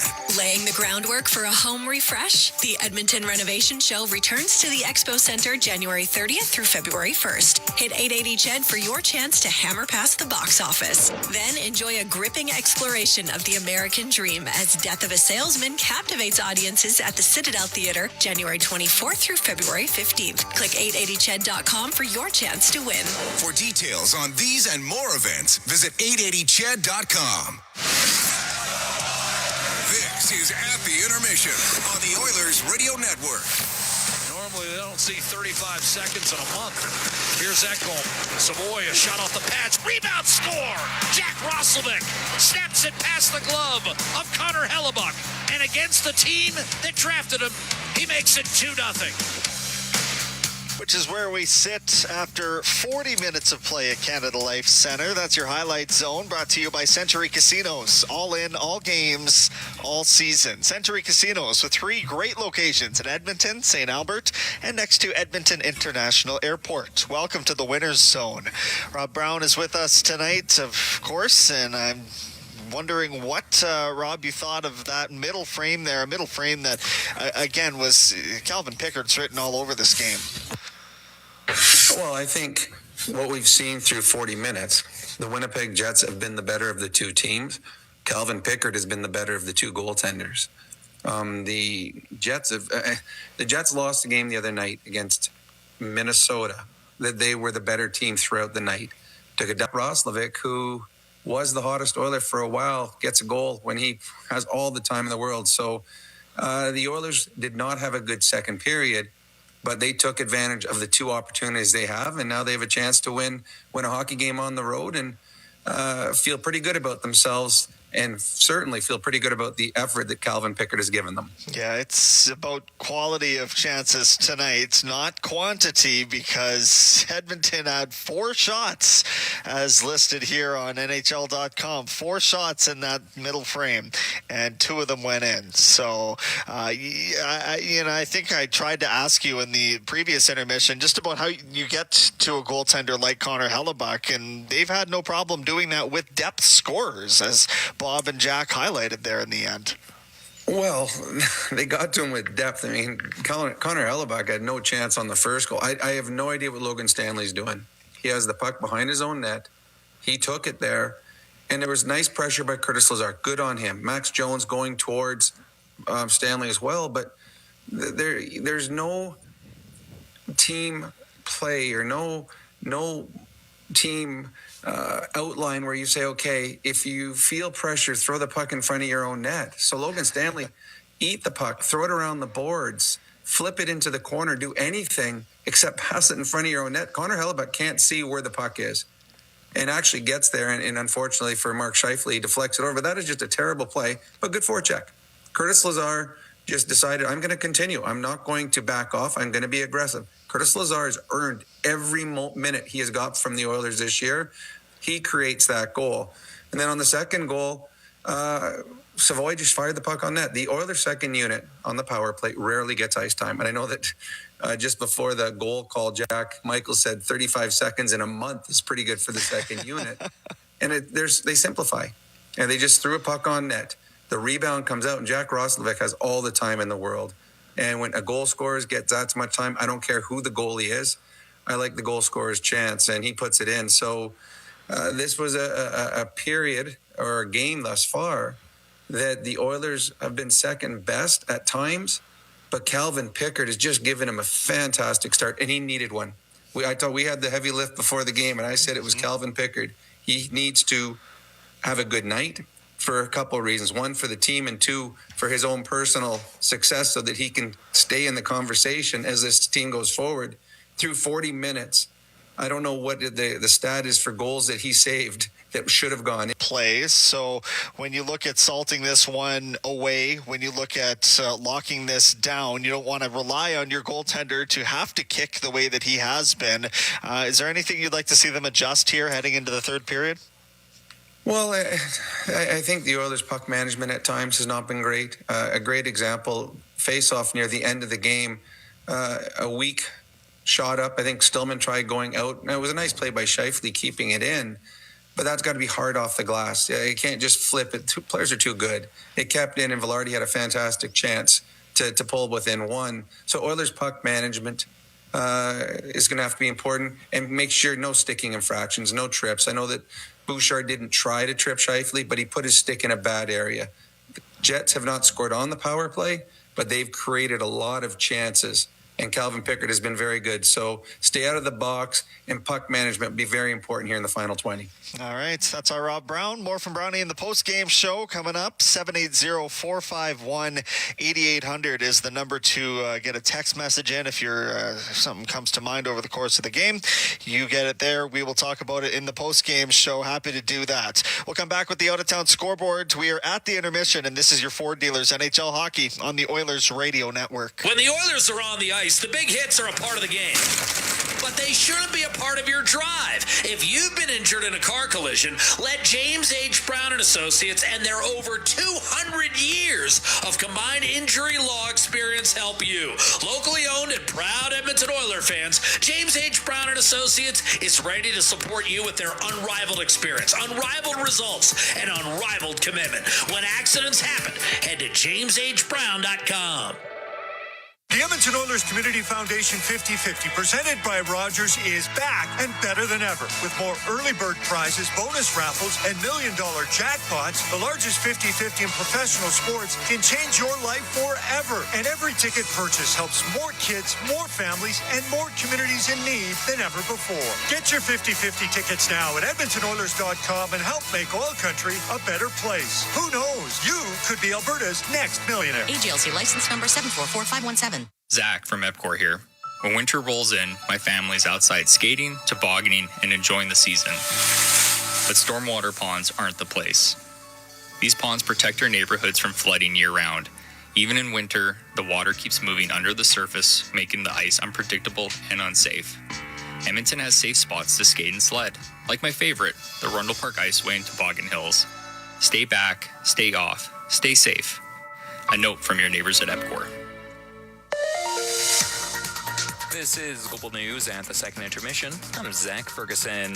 The union representing 20,000 RCMP officers around the country has slammed the province's possible plans to transition away from the RCMP, saying that the move runs counter to what most Albertans want. One of the directors of the NPF, Kevin Hallwa, says that they have asked the province many times about how it plans to provide the same level of policing for less money and hasn't yet received a clear answer. Edmonton just experienced a wild 20-degree swing in less than 48 hours, going from snowy and freezing to mild by this morning. With all that snow, the city planned a Phase 1 parking ban yesterday to give plows and graders room to work around the clock. Councillor Michael Jan says that the crews have been putting in the hours, but he admits that there's still some spots that need their attention. U.S. President Donald Trump welcomed Israeli Prime Minister Benjamin Netanyahu to his home in Florida for talks today. Trump is looking to create fresh momentum for the U.S. brokered Israel-Hamas ceasefire that is in danger of stalling. Speaking to reporters, he insisted Phase 2 of the ceasefire between Israel and Hamas could go very quickly. I'm Zach Ferguson. Your next scheduled newscast will be after the game on 880 CHED. Meet Joe. Joe knows that a happy partner equals a happy trip. Joe booked a room through Edmonton's besthotels.com and scored up to $225 in rewards. Hello date night, fancy dinner, the works. Joe is smart. Be like Joe.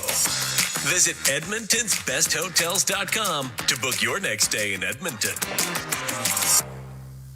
Edmonton knows great teams. For over 60 years, Chemco has helped build Canadian industry and invest in communities nationwide. Employee-owned and operated, and with over 2,500 skilled tradespeople, Chemco delivers complete solutions as one partner with many strengths. From engineering to construction, commissioning to maintenance, safely and on schedule coast to coast. Chemco cares, and a commitment to quality, safety, and community drives lasting impact nationally and locally. Learn more at chemco.com. Chemco, building industry, building Canada. This hockey season, let the fun extend beyond the ice with Play Alberta. With casino winners every hour, jackpots worth millions, and revenue that stays in the province, there's never been a better time to sign up. Right now, listeners can score a $50 free bet when they make a minimum $50 deposit with code OIL50. That's code OIL50 for a $50 free bet. Start playing with your game sense today and find out if you're Alberta's next winner. Must be 18 plus to play. This is At the Intermission on the Oilers Radio Network. And it's time for the out-of-town scoreboard, brought to you by Pizza 73, the official pizza of your Edmonton Oilers. Just got a quick reset on the frame here. We've got the Panthers and Capitals tied up at 3. The Rangers and Hurricanes knotted at 2. Blue Jackets have a 2-1 lead on Ottawa in Ottawa. Blues up 2-1 over the Sabres. The Avalanche 1-0 over the Kings in the first period. Mammoth in the first are up 1-0 over the Predators. Just gotten going in Calgary. They host the Bruins tonight. It's scoreless there. And in a little bit, you've got the Golden Knights and Wilds, the Ducks and the Sharks, and the Kraken and the Canucks. That's what's going on in part of an 11-pack of games tonight in the NHL. In the AHL, nothing tonight, nothing tomorrow, but we do have some New Year's Eve action for the Bakersfield Condors. They'll play the Coachella Valley Firebirds in Coachella Valley, which I believe is Indio, California, somewhere in there, Palm Springs area. And they are set to do that at 5 o'clock on Wednesday. That'll be before the Oilers play. Tuesday is December 30th. Okay, so this one's tomorrow. We've got the Lethbridge Hurricanes hosting the Edmonton Oil Kings as well. All right, that is your out-of-town scoreboard for Pizza 73, the official pizza of your Edmonton Oilers at Canada Life Centre. It is 2-0 for the Edmonton Oilers, despite being outshot 26-13 so far this evening. We'll see what the third period has in store. Back we go to the rink. Jack Michaels, Bob Stauffer with third period play-by-play action when we get back to Ford Dealers NHL Hockey right here on the Oilers Radio Network. You've been listening to At the Intermission on the Oilers Radio Network. Hey, Edmonton. Big moves need big talent, and AMJ is your go-to partner. For all local residential and commercial relocations, AMJ delivers a smooth, stress-free experience. AMJ, your team for every move. Contact your local branch today. It's a new era for Ford in Edmonton. Welcome to Big West Ford. Located westbound on Stony Plain Road just east of the Henday. Big West Ford is Edmonton's newest and most exciting Ford dealership. Whether you're after the legendary F-150, the Powerhouse 350 Super Duty, or the adventurous Bronco, they've got you covered with exceptional selection and service right here in your city. Big West Ford, driven by you. Visit Big West Ford at 18208 Stony Plain Road or online at bigwestford.com.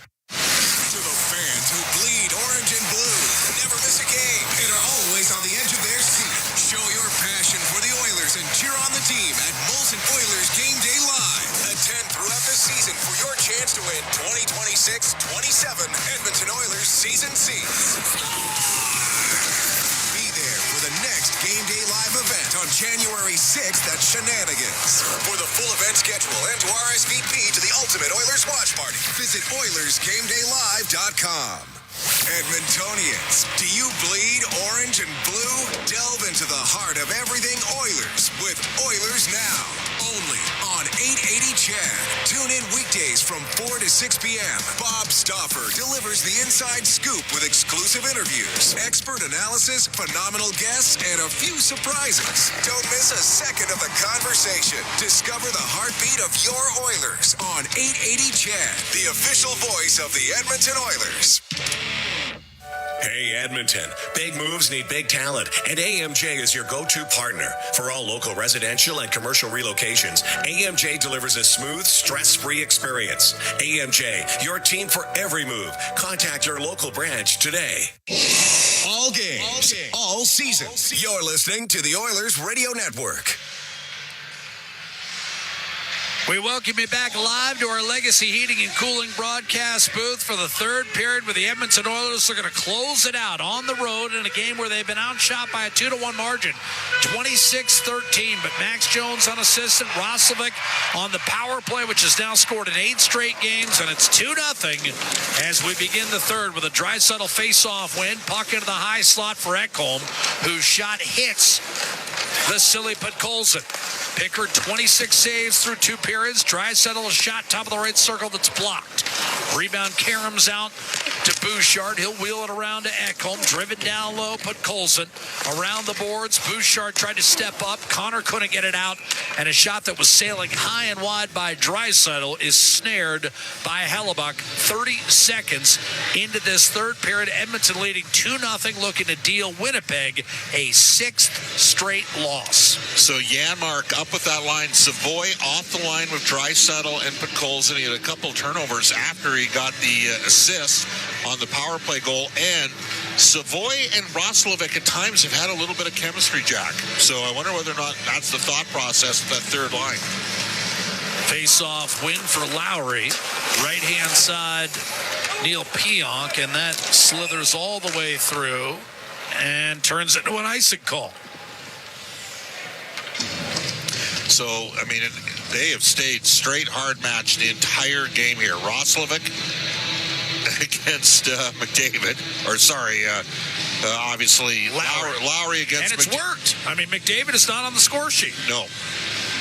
But something we talked about in our pregame show with Rob and Brendan, could the Oilers' depth forwards produce? And they have. Here's Nurse, a shot that sails wide. I mean, Roslovic was on the second power play unit when that was converted. Stastny inadvertently elevated a rim that got up on the plexi and sailed out of play. And then Max Jones, of course, fourth line, probably 8-9 minutes a night. He bangs one in. 2-0 Edmonton. Emerson played over 7 minutes. We interviewed him after the first period. He played 7+ minutes that first period. Ty Emerson has had a good year. I mean, he's +4. He's, along with Ekholm, got the best plus-minus on the team. For the defense, yes. For the defense, yes. Stastny crowded by Lowry off a Winnipeg dump in. That went off the right shoulder of Nugent Hopkins. Here's an opening for Sandberg. His shot redirected wide to Pickard on the short side, and then Pearson sent it out in front. Wrist shot rifled, save, and a second stop as well on Morgan Barron by Calvin Pickard, who has just been terrific tonight. I mean, there's no other way to say it. He has been very, very good. Well, this line of this big, heavy line that they've got out there. Barron, Lowry, they have dominated McDavid's line. And we are going to see Savoy with Roslovic. Draisaitl's out here as a left shot to take the draw back in the Oilers' D zone against Scheifele. So Draisaitl wins a face-off cleanly from Scheifele. Sent up the left-hand side by Stillman. Remember, tonight, the first time Andrew Mangiapane healthy scratch this season. Frederick will follow up, but unable to do much, and brought the other way by Scheifele. On the counter, the Jets, right to left, Connor. Funnels down low, Velarde. Poked away from Scheifele initially by Stillman, but he was able to recover, get it to Shen, and now Connor back to Scheifele. Shrugs off a check from Stillman, but Frederick was persistent. Still kept alive by DeMello. Now Velarde, jabbed at by Savoy, and Roslovic looks to stick handle it out of the zone. Stillman, second effort, muscles it back through center. Velarde, with a puck at his feet, able to protect against Savoy, and it's a reset for the Jets, with 2 minutes having elapsed here in the third period. Another frustrating night for Winnipeg. They have lost a ton of close games this year, and they are trailing in a close one again tonight. Henrique able to knock one down. Jones would have been offside. He'll peel back onside as Morrissey recovers the puck and sifts it off to Jonathan Toews. Right-hand side, Iafallo. Here's Adam Henrique. Lost the handle to Toews. A drive from the point. A save made by Pickard against Luke Shin.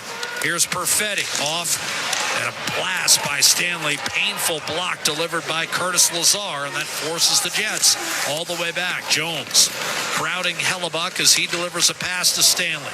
Rink wide to Luke Shin. The veteran now playing for his 9th team, gets it in deep. Here's Toews. Up top, gets it back from Nyquist, and now shoots, and a blocked shot by Draisaitl. Chipped it ahead for Vasily Podkolzin. Niederreiter, centering pass by Draisaitl, went off a stick and all the way back down. Oilers bang it back in, but Colson, who's the team leader, by the way, overall at +11, watches Bouchard fire a shot on net. Glove save made by Hellebuck.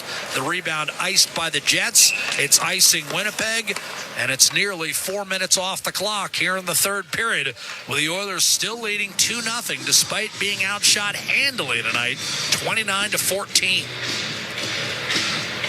Calvin Pickard's been a big part of the story tonight.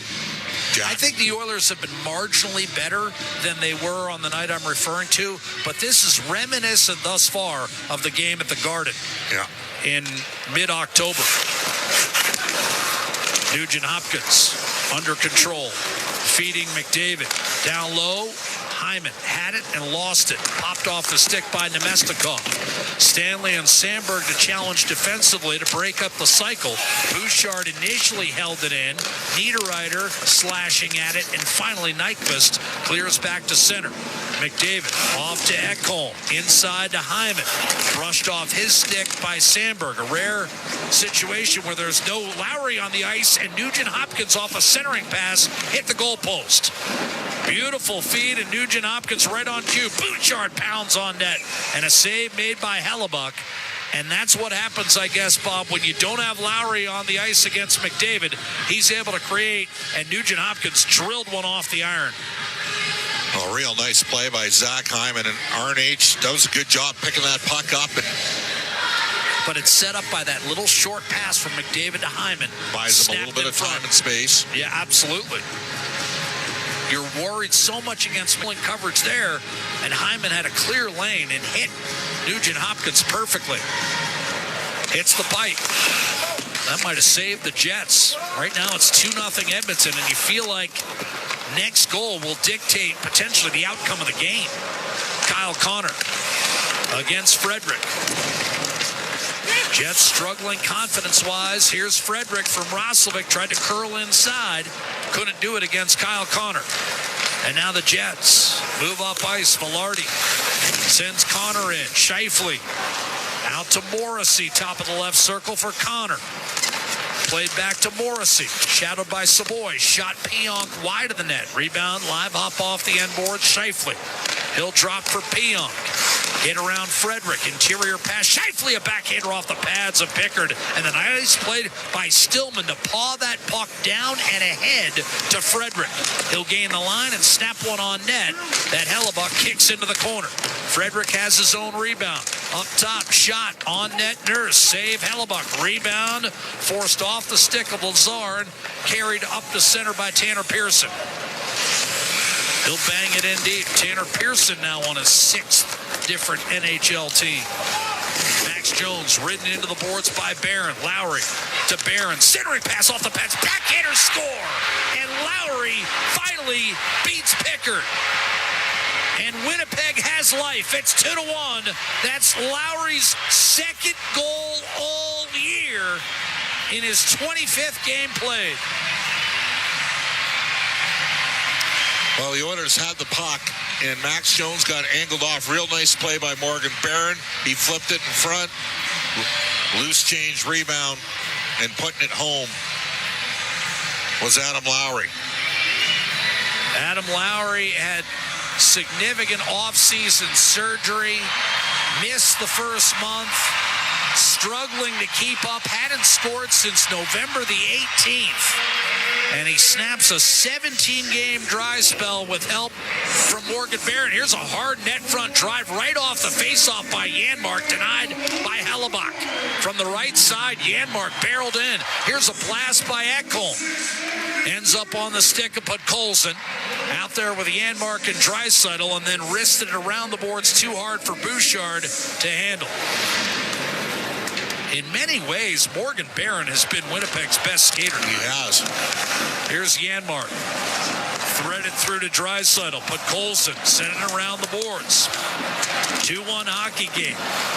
You felt like if Edmonton could get to 3, it might be over, but they didn't. Draisaitl to Bouchard, and that blast is handled easily by Hellebuck, who saw it without a screen. 6.5 gone by in the third period. The Jets are back in the game, and it's their captain, Adam Lowry, who has put them on the board from Morgan Barron. We've got a 2-1 hockey game. Edmonton still in front. This is Ford Dealers NHL Hockey with third period action continuing in just a moment.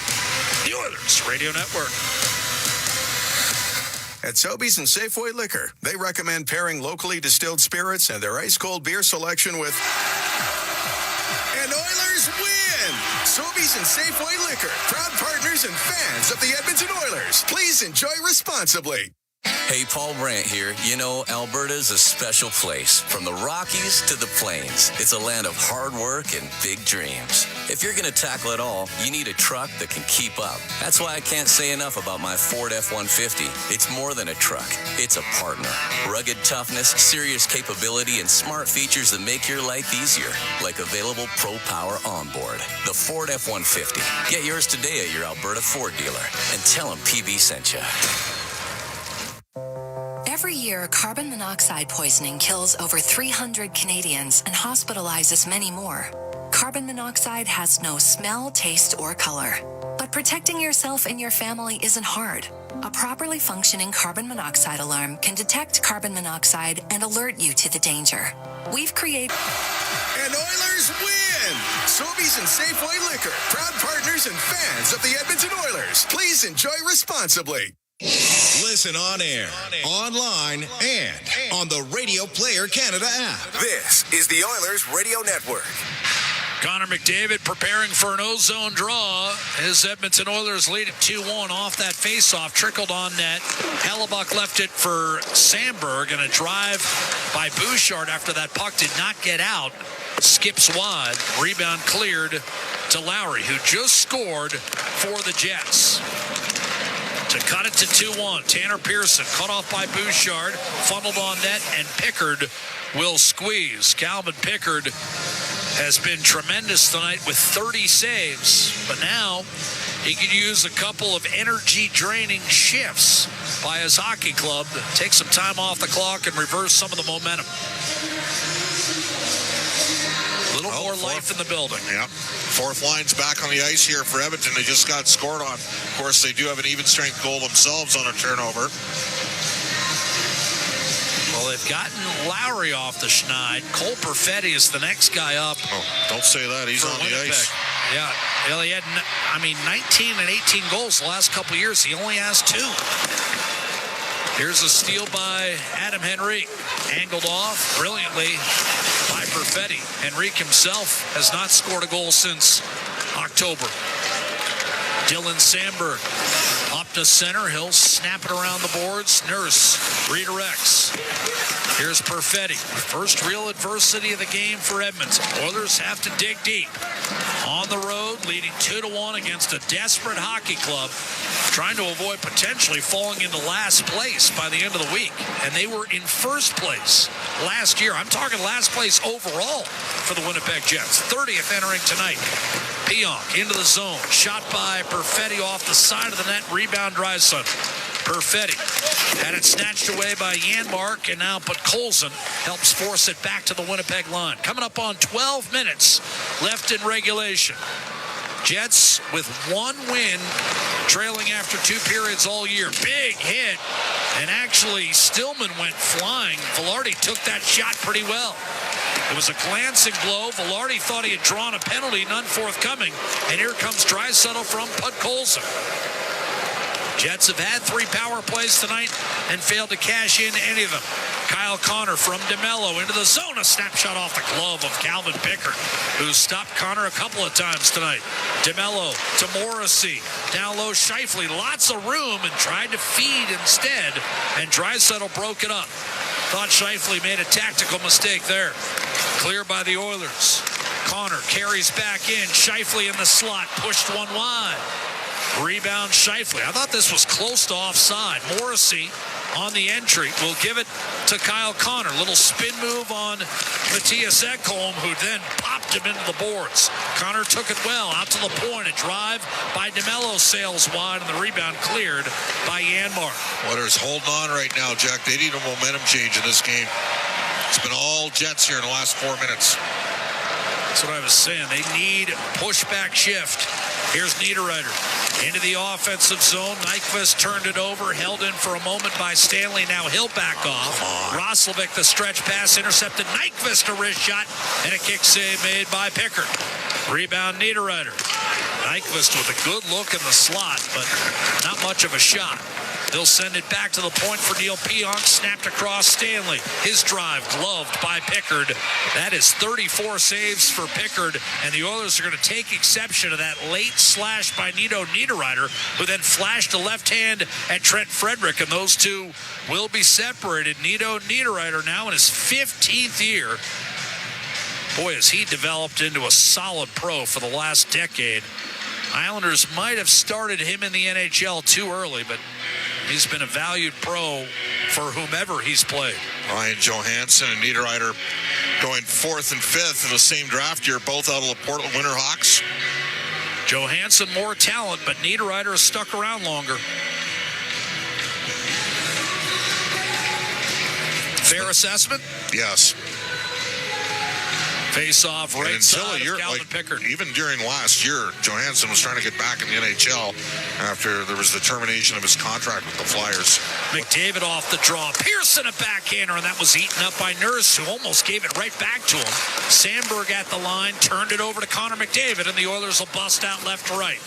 Hyman conservatively chips and charges in with Nugent Hopkins. Rimmed up the left-hand side, Stastny across the Nurse. Left point in front, redirected by McDavid just wide. Nugent Hopkins will feed him. McDavid had Hyman in the slot for a moment, couldn't get it to him. Stastny did well to hold the zone, at least initially, but Adam Lowry fires it off the boards, only to see Pearson go in offside. And with 9:53 to go in the third period, we'll take a timeout from Canada Life Center. The Edmonton Oilers have seen their lead cut in half, but they're still on top, 2-1 on the road in Winnipeg with Ford Dealers NHL Hockey, the Oilers Radio Network. As the new year begins, Freedom Ford invites customers to start 2026 with confidence. Freedom Ford is offering deals on remaining 2025 Ford models with limited time incentives, lease specials, and the return of low financing. Customers can come see the new 2026 Ford models, from the spacious Ford Explorer to the top safety-rated Ford F-150. Freedom Ford showcases vehicles built for winter roads, weekend travel, and everyday reliability. Come on by today and see the complete Ford lineup today at Freedom Ford. Whether you're building a home, a community, or championship team, it doesn't happen overnight. It happens one step, one shift, one brick at a time. Coventry Homes, never done building. The official builder of the Edmonton Oilers, proudly celebrating 50 years. Visit coventryhomes.ca. Our people, our team. It's what business owners almost always say is their most important resource. But strong businesses don't just find great people. They make sure their teams stay healthy, engaged, and performing at their best. A benefits plan from Alberta Blue Cross is more than just drug and dental. They support the whole person with flexible coverage levels that fit the size and circumstance of your business. Find a plan that gets results at ab.bluecross.ca. All games, all seasons. You're listening to the Oilers Radio Network. 9 minutes, 53 seconds remain, third period. The shots tonight have not been close. Winnipeg 34, Edmonton 19. But the Oilers took advantage of a terrible giveaway by Logan Stanley. Max Jones tapped in his first of the year.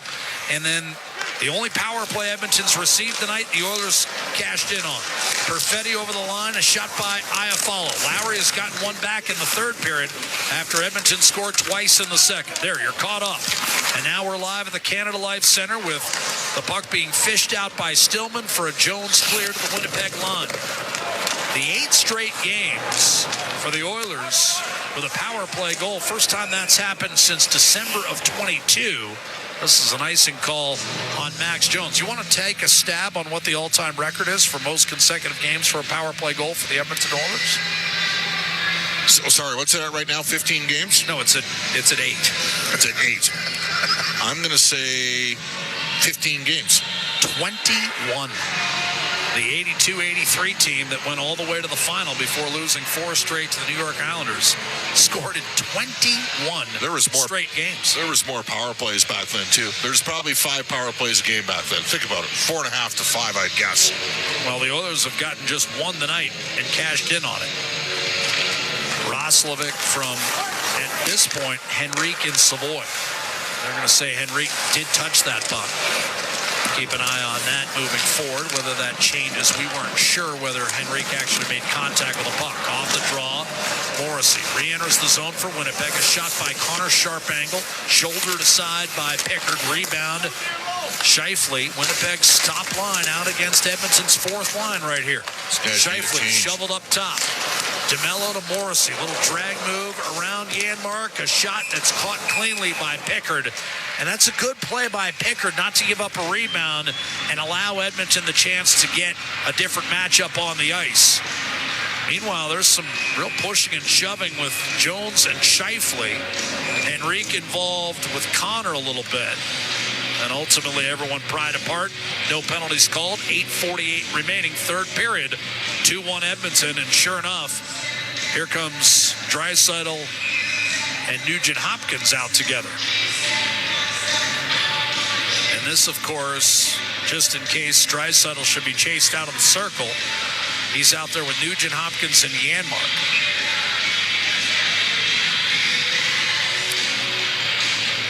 Two-1 our score. Edmonton looking to go to 9-3-1 in their last 13. Jets just trying to break this 5-game losing streak. Here's Sandberg off the draw, a rocket that stays out. Rebound taken by Nugent-Hopkins. Ahead for Leon Draisaitl. Chips it across for Darnell Nurse. He'll skate into the zone, backhanded in deep. Jets have gotten 3 points over the course of this 5-game losing streak, but still a 0 in the win column. Barron dumps it in from center. Battled to the corner by Pickard. Bouchard to Nurse. And it's lofted back through the neutral zone. Cole Perfetti. Good knockdown at his own line. Dishes off Jonathan Taves. Hired in a slump. Gets it in deep for Iafallo. Came off the line. Fanned on a pass. Able to recover for Perfetti. Then back down to Jonathan Taves.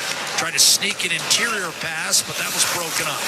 Iafallo out to Stanley. His shot tipped wide by Perfetti. Rebound to Colson. But another momentum-building shift for Winnipeg. Snapshot from distance by DeMello blocked, and then the rebound slugged on net. And Pickard able to make the save, and another scrum develops. Janmark getting after it. Well, how many times are you going to sit there and let the guy jab at Pickard? Well, Janmark doesn't have his helmet on. I think we might have a penalty here. I don't think so. Or are they just signaling? No, I think there's a penalty. No, you could be right here. I'm telling you, I think there's a penalty on this play. And it's one that, quite frankly, Winnipeg did not need to take. Is it because coincidental? Is there one each way? Are they calling one each way? See, to me, if you want the scrums to stop, you take one out of the pile. And I thought the Jets initiated that one. Doesn't look like there's going to be a penalty. Boy, he kept gesticulating. I know. At the box 2 or 3 times. Luke Shen is still arguing. I think there's a penalty on the Jets here. Well, unless I'm reading Peter McDougall totally wrong here, I think we've got a penalty on Winnipeg. Are they just going to bring face it off outside the line? Yeah, the 2 defensemen came down. Boy, he kept pointing toward the box and not. Usually, it's sold it pretty good, didn't he? Face-off, he sure did. But instead, it's just the face-off comes outside because the 2 defensemen came down and joined the scrum. So Emberson on to Frederick, and it's sent in deep for Edmonton. After all that, no penalties called. Niederreiter, pestered by Frederick and Savoy, he'll send it to the right-hand side for Dylan DeMello. That's tapped in by Nyquist. Coming up on 7 minutes left in regulation. Stillman out into the slot, right to Matt Savoy. Frederick to Savoy. Left circle, hits Roslovic. Snapshot, and he just missed left side against Connor Hellebuck. That's where he beat him in the second period on the power play. Nyquist to Nemestikov. Jets right to left over the line. Niederreiter. Nyquist knocked off his stick, able to recover, but Frederick with good pressure up top, forcing Sandberg to retreat. And now you've got McDavid with a full head of steam. Slithered one through to Ekholm, a backhander denied by Hellebuck. What a play by McDavid, and Ekholm unable to finish. We've seen Ekholm and Bouchard with partial breaks tonight. Sent in deep. Bionk and Lowry chisel it free in the offensive zone for Winnipeg. Dylan Sandberg, lots of room, threw it across, shot by Pearson, nowhere close to getting that one on net, and tugged free by Hyman, but he may have iced it. There's the whistle with 6:08 to play in the third period, and the Edmonton Oilers leading by a score of 2-1, having been outshot 39-20 tonight. Calvin Pickard, 38 saves. Well, he's given him a quality start, no question about that. And now a big draw. The Oilers do have 2 centermen out there, both McDavid and Nugent Hopkins. And off the draw, golfed outside the zone by Ekholm. DeMello able to backhand it ahead for Kyle Connor. Nudged inside the Edmonton line, but Stastny sends Nugent Hopkins and Hyman the other way. They got their signals crossed, and Velarde able to reel them in, pry the puck free, and allow Morrissey to send it on to Mark Scheifele. Jets and the Oilers have sawed off their top 6. This game has been decided by the depth players to this point. 2-1 our score, and all the scoring coming from players who began the night in the bottom 6. Janmark funneled toward Hellebuck, swept it into the corner for Morrissey. And another 1-goal game between 2 clubs that have struggled in 1-goal games this year. Draisaitl a little give and go with Colson. Negated by Scheifele. He's through the neutral zone. Mark Scheifele to Velarde. Shot off the pad of Calvin Pickard, who stretched out the right skate just far enough. Draisaitl to Janmark, and it's shoveled back the other way. Sandberg will track it down with 5 minutes left in regulation. Neil Pionk. Right side Taves, bottled up by Stillman. Emerson defending the line well, and it's forced back through the neutral zone. Snap back in by Sandberg. Round the boards. Savoy for the Oilers. Did not get it out. Pionk sent it off the skates of Bouchard. Iafallo now on the puck.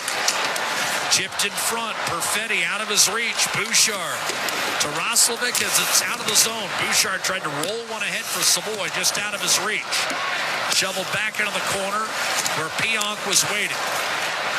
On to Sandberg. 4 minutes, 10 seconds left to play. Crowd urging the Jets on. Here's Sandberg, a backhander off the rush, and that's squeezed by Pickard.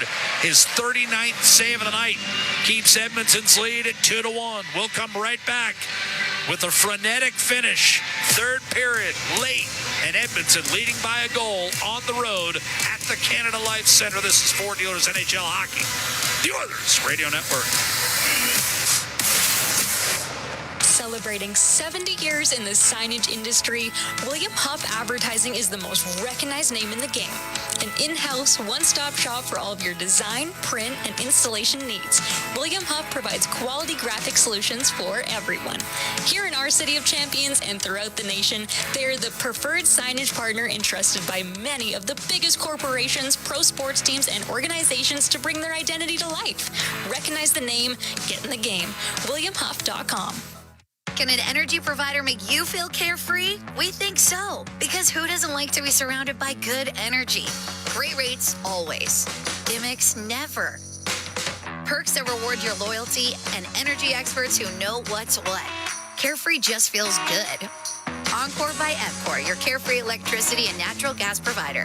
Customers are free to purchase natural gas or electricity services from a retailer of their choice. For a list of retailers, visit ucahelps.alberta.ca or call 310-4822 toll-free.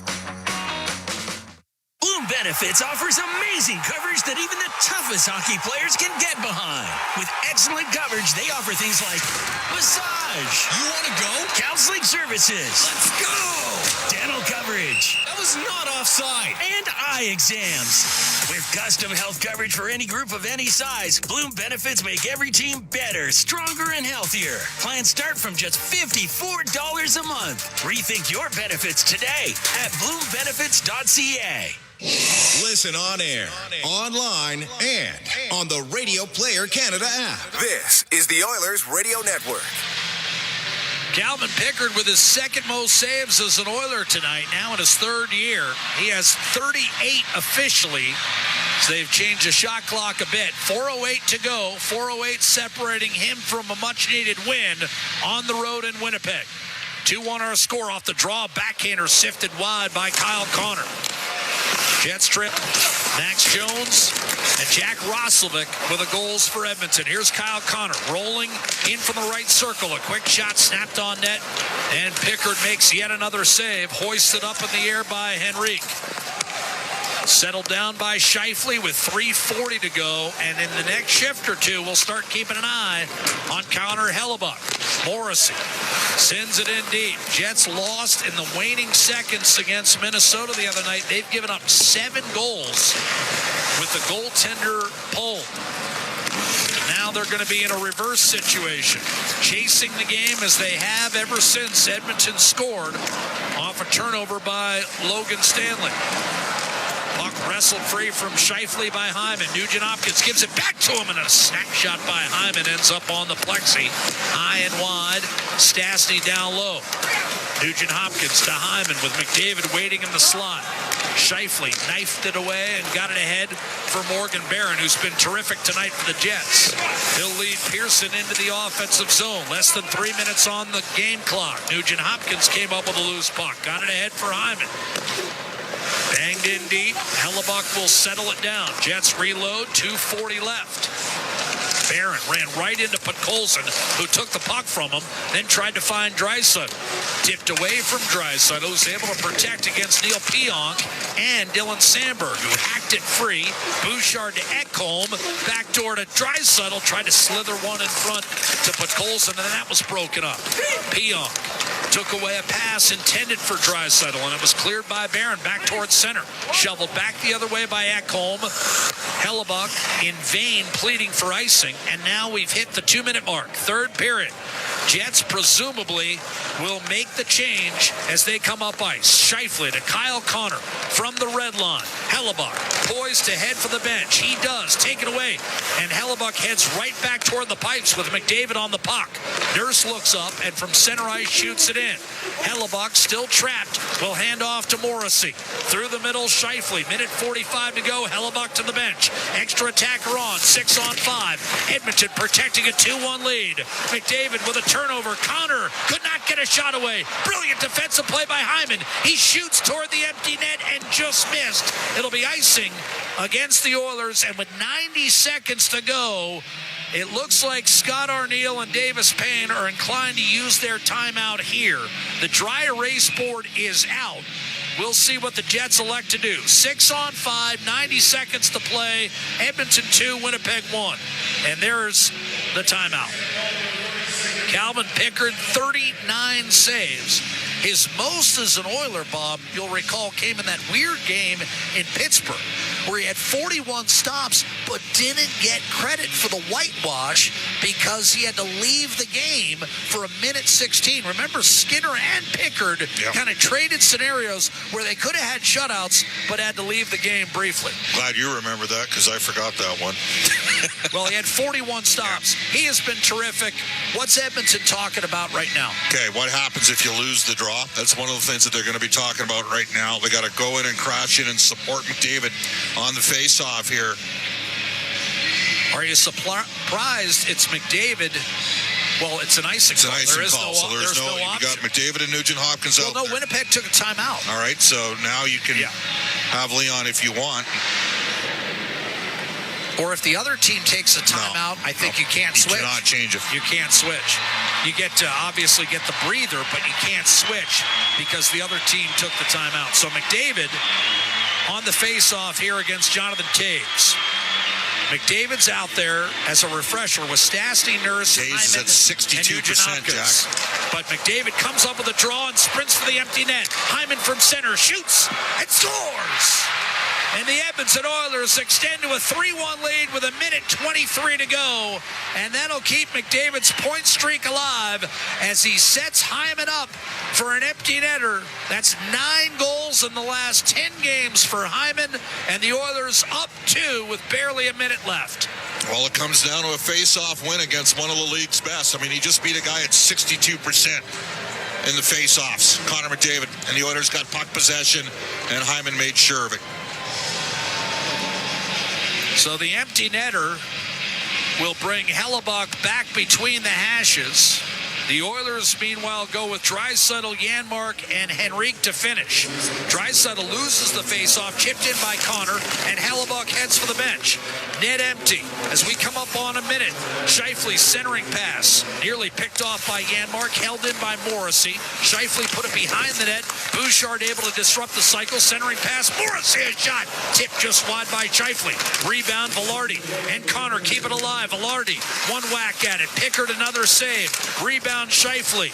And now you've got a centering pass for Morrissey that's blocked by Draisaitl. Chipped ahead, and here's a shot toward the empty net, and Henrique missed. Rebound, Janmark. Two guys who could desperately use a goal in the final 40 seconds, and the Jets are able to clear back towards center. Ekholm over to Draisaitl. He'll club one wide, bothered by Morrissey, but the game essentially over. 30 seconds to go, and the Jets are down 2. Scheifele gained the line, cut to the middle, nearly at his pocket pick, forced out wide, shot blocked by Stastny. Out to Kyle Connor, top of the right circle. Scheifele shoots, save made. Calvin Pickard batted down but not out. Another drive by Connor is partially blocked. Rebound Morrissey, stuffed by Hyman. He's got the empty net, too far for Draisaitl, but the Jets have run out of time. Edmonton 3, Winnipeg 1. That's your final. And Calvin Pickard matches his Oiler high with 41 stops in his hometown. He delivers a 3-1 victory for the Oilers.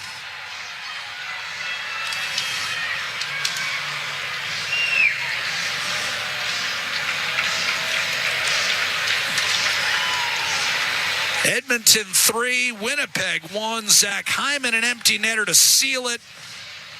Jones Roslovic with the goals that provide the margin of victory. And Roslovic, a sweet game winner as he comes back to the team that drafted him. And the Edmonton Oilers, on a night where they were outplayed at times 5-on-5, there's no question about it, with the shot totals 42-21, nevertheless get a sterling goaltending performance. And how do you win on the road? Goaltending and special teams. The Oilers did both tonight. Yep, they won both ends of that. I mean, needed an excellent start tonight from Calvin Pickard, and they got that. And their power play was perfect, and it was the second unit that scored. They got a goal from their fourth line that helped out. Well, the fourth line was absolutely key tonight. I know they were nicked for one in the third period, and then Roslovic on the second unit able to get a power play goal, and that was huge for Edmonton tonight on a night where they didn't have their best 5-on-5, and we're joined now. Is it Ryan? Do we have Ryan there? Or Max? Yeah, it's Ryan. Hey, Ryan. How are you? Good. Well, Ryan, every once in a while, you like to remind us that you're not just a nice guy for nothing. A great tilt, and we talked with Ty Emberson. He said that got the bench going a little bit. It was a sluggish start. What did you see develop from there? Yeah, I mean, I thought right after boys started to get going. Obviously, it's not just a result of the fight itself, but I thought we just started to get into our game a little bit more. Unfortunately, I spent first half of the first in the or second half of the first in the penalty box, but yeah, just kind of just one of those plays that kind of just transpired. So, all right. Well, it's simple, man. There's an old saying, right? You need special teams, you need goaltending, and you got both tonight. 3 for 3 on the PK, and who needs to be your best penalty killer? The goalie. And Calvin gave you guys a great start against one of the best goalies on the planet. Yeah, he was outstanding. PK, 5-on-5. I mean, just really held us in it. Made the big saves when we needed him to, and just solid all night. I mean, some outstanding saves. So good to see. Just some insight real quick before we let you go on Calvin Pickard. Ryan, can you articulate, he means something in that room, just his presence, let alone his goaltending, but this is a popular win on different levels, is it not? Yeah, I mean, obviously he's a big part of our team, not just in the net, but he brings life to our room every day.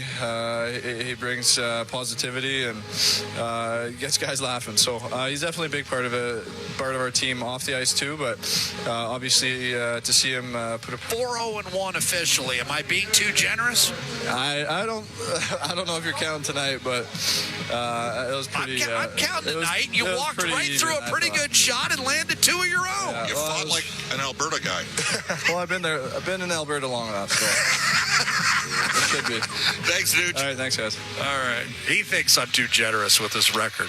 He thinks he definitely lost the tilt against Ham Hughes. I like to give him a draw, but in any event. Hey, the thing is, he's willing to do it, right? Yeah, and I'm not. So it's real easy for me to be generous. This is a big win. Yeah, it was. In many ways, because when you get outplayed 6 or 7 times a year, you need to win those games. And the Oilers won one tonight. Well, I mean, the storyline tomorrow in the Winnipeg papers is going to be the Jets got goalied by Calvin Pickard. Well, the local guy comes back in here. Calvin Pickard is fighting for his job right now because Tristan Jarry is out. We all know that, and it's going to be Calvin Pickard and Connor Ingram. And the Oilers might, we don't know how long Tristan's out for. We think it's 2 to 4 weeks.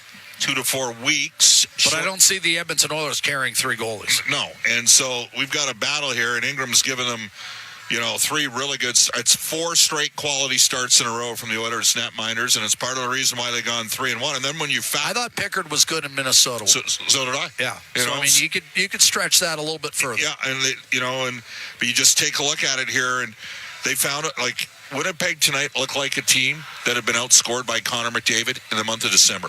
Yeah. Because McDavid's got more more goals than the Jets have scored. Like 6 straight losses, they've got 11 goals. Now, I find with Winnipeg, Jack, they are an emotional team. When they're hot, they can put together 8 or 9 in a row. And when they're not going, they're a little icy and they're a little quiet. Like they seem to go. Now, last year in the playoffs, they better get going. They've got 6 wins in 25 games. Last season, they were tremendous during the regular season. They overplayed Hellebuck, I thought, unnecessarily. And then they ran into the hottest team in the league in the first round and almost exited early. Yeah. Should have. I mean, quite frankly. really. I mean, St. Louis blew it. they'll be kind of like the Leafs back in 11 against Boston, thinking they should have won that series. Yeah. And St. Louis probably thought they should have been able to. You're up with 3 seconds left in the game. You got to find a way to win that game. For Edmonton, a good win. Now, Edmonton gets Boston, and they got a split on the road trip. They weren't great in either game. They got a split, worked their way back in the game. Boston hasn't won since Edmonton was in town. The Oilers triggered a losing streak. Well, what's the Oilers' record at home this year? 10-3-3. Yeah. And they got to make some hay here. They basically have got a whole bunch of home games coming up, and they got to make the most of those home games. I think they got something off the top of my head, Jack, like 11 of the next 15 games, including an 8-game homestand. Right. So make some noise here. 12 of the next 16 are at home. Make some noise here at home. Take care of business. They're going to need to play better and have more jump tonight. Didn't mind Roslovic on the third line center. Mangiapane's going to play the next game. This is a one-game scratch for him. I think, I know Jones scored. He was also involved in the turnover that led to the goal. Now he got Having said that, there were some moments that ignited the bench tonight. The Nugent-Hopkins fight, the goal from the fourth line, the goal from the second power play unit, and you heard it in Nugent's voice. For me, Myers perked up when he stopped another local boy. Jonathan Taves, that save set the tone for the rest of the night. I'm with you. And even take a look at the end. We're talking about Taves being at 62.6% in the face-off circle, and McDavid beats him on the draw. The Oilers get D-zone possession, and Connor starts it up the ice and gets it across for Hyman for the empty netter. Connor's got a 13-game point streak. Good win for Edmonton. Edmonton 3, Winnipeg 1. That's your final. Calvin Pickard will get the victory. 41 saves, matching his high as an Oiler. He's now 4-5-2 on the season, while Connor Hellebuck and his team have now dropped 6 in a row. Hellebuck came back, won his first start after missing a month and a half with an injury, and now has lost 6 straight. The Winnipeg Jets just can't buy one. They've scored all of 11 goals in their last 6 games, all defeats, and they're now 15-18-4 and in danger of falling into last place overall in the league standings exactly 1 year after they won the President's Trophy with the league's best record. Meanwhile, that's victory number 20 for Edmonton. The Oilers are now 20-14-6, and depending on other games, could reside in first place by night's end. Right now, Minnesota leads Vegas 1-0 early in the first period. The Oilers' next opponent, the Boston Bruins, lead the Calgary Flames 1-0 midway through the second. So that's your summation. Edmonton makes it also, by the way, 10 in a row when the Oilers score the first goal, and they improve to, they've got Nashville on a 3-game stand over the new year. Until then, we'll hear from Bob and Cam Moon on New Year's Eve, a 7:30 face-off against the Boston Bruins, whom the Oilers beat also by that score of 3-1 back on December the 18th. And Edmonton will be 9-3-1 in their last 13 heading into that hockey game. And lately, it's been all Oilers in the head-to-head series with the Bruins. They've lost just 4 in regulation over the last 20 meetings between those two hockey clubs. So that sets the stage for you on New Year's Eve. Come spend it with us at Rogers Place or listen on 880 CHED and the Oilers Radio Network. Again, the face-off time set for 7:30. Until then, for Bob Stauffer, Rob Brown, Brendan Escott, I'm Jack Michaels saying good night from Canada Life Center, where Edmonton defeats Winnipeg by a score of 3-1. Calvin Pickard, 41 saves, and Jack Roslovic, the ex-Jet, with a game-winning goal. Ladies and gentlemen, the pleasure was all ours. The Rogers Postgame Show starts right now. Exclusive live interviews, expert analysis, and game highlights. This is the Rogers Postgame Show. Once again, here's Bob Stauffer on the Oilers Radio Network. Normally, they don't see 35 seconds in a month. Here's Ekholm. Savoy, a shot off the pads. Rebound score! Jack Roslovic snaps it past the glove of Connor Hellebuck. And against the team that drafted him, he makes it 2-0. Turned out to be the eventual game winner. That's the Century Casino Work. Looking for custom flags, banners, or canopy tents? Aurora Flags and Banners has a dedicated team to provide you with custom solutions and quality products. Aurora Flags has proudly serviced Canadian businesses and organizations for more than 30 years. Get a quote today at auroraflags.com. 40 years strong in Western Canada, Pizza 73 has been serving up the pizza you crave. From their famous pan pizzas and golden crispy wings to bold new creations like stuffed crust and the all-new volcano pizza, they keep bringing the flavor. Born in oil country, made in oil country, they're proud to be serving Edmonton since 1985. Pizza 73, the official pizza of the Edmonton Oilers. Order now at pizza73.com. Looking for custom flags, banners, or canopy tents? Aurora Flags and Banners has a dedicated team to provide you with custom solutions and quality products. Aurora Flags has proudly serviced Canadian businesses and organizations for more than 30 years. Get a quote today at auroraflags.com. This is the Rogers Postgame Show on the Oilers Radio Network. McDavid's out there as a refresher with Stastny, Nurse, Hayes is Hyman, at 62%, and Jack. But McDavid comes up with a draw and sprints for the empty net. Hyman from center shoots and scores. And the Edmonton Oilers extend to a 3-1 lead with 1:23 to go. That is the Alberta Blue Cross Travel Insurance Goal of the Game. Health, dental, travel. We got the coverage you need. Visit ab.bluecross.ca. We're in the Legacy Heating and Cooling broadcast booth. Legacy Heating and Cooling. Home and no payments and no interest for 1 year. We bring aboard our inside the game analyst, Rob Brown. Rob, sometimes you need your goalie to steal one. Calvin Pickard played a part in the victory tonight for the Oilers, didn't he? Oh, a pretty big part. He was the best player for the Oilers tonight. He was excellent. The Jets, I would say, over the 60 minutes were the better of the two teams. Calvin Pickard was the better of the two goaltenders, and we do the heavy lift before the game. And to me, I said it was going to be Calvin Pickard for two reasons. You were going against a team that was desperate and a goaltender on the opposite end that is trying to find his game, and he is one of the best. But also on a personal reason, Tristan Jarry is going to be the starter for the Oilers. Now you're in a battle if you're Calvin Pickard for your job as the backup. And Connor Ingram had just given the Oilers 3 straight good games.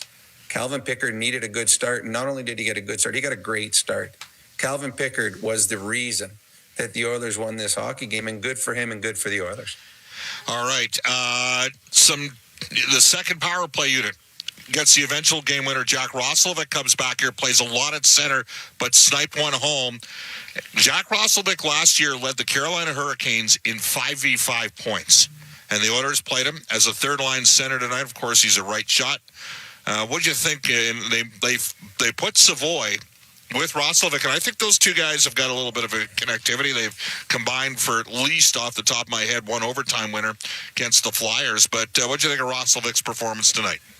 Well, I like Roslovic. I just don't like him as a third-line center. To me, he's a winger. He's a top 6 winger. Unfortunately for the Oilers, a lack of production out of the third line, they've had to move Roslovic there. And what you do is you take away a lot of his offensive ability. He's a finisher, and we saw that tonight on his goal. When he's playing on the third line, the Oilers don't have two guys on the third line that can create and get him those looks. So you're taking away some of the offense that Roslovic could give you by putting him on the third line. Having said that, the Oilers' second power play got out on the ice. And the thing is, they're capable. The Oilers are the only team in the league that go minute 40, minute 50 with their first unit. But there are guys that are capable of scoring on the power play. And Roslovic, it's unfortunate because of the Oilers' first unit going so long. A guy like Roslovic gets lost because he could probably be a 25-30 goal scorer if he gets power play time. But Roslovic was very good in this hockey game. Rob, great stuff. We'll talk on Wednesday night when the Oilers host the Boston Bruins. Sounds good, Bob. This is the Rogers Postgame Show on the Oilers Radio Network. Believing in yourself takes confidence. At Portage College, 93% of grads say their education gave them the skills and knowledge they needed for their careers. That's the kind of confidence that leads to great results. Learn more at portagecollege.ca.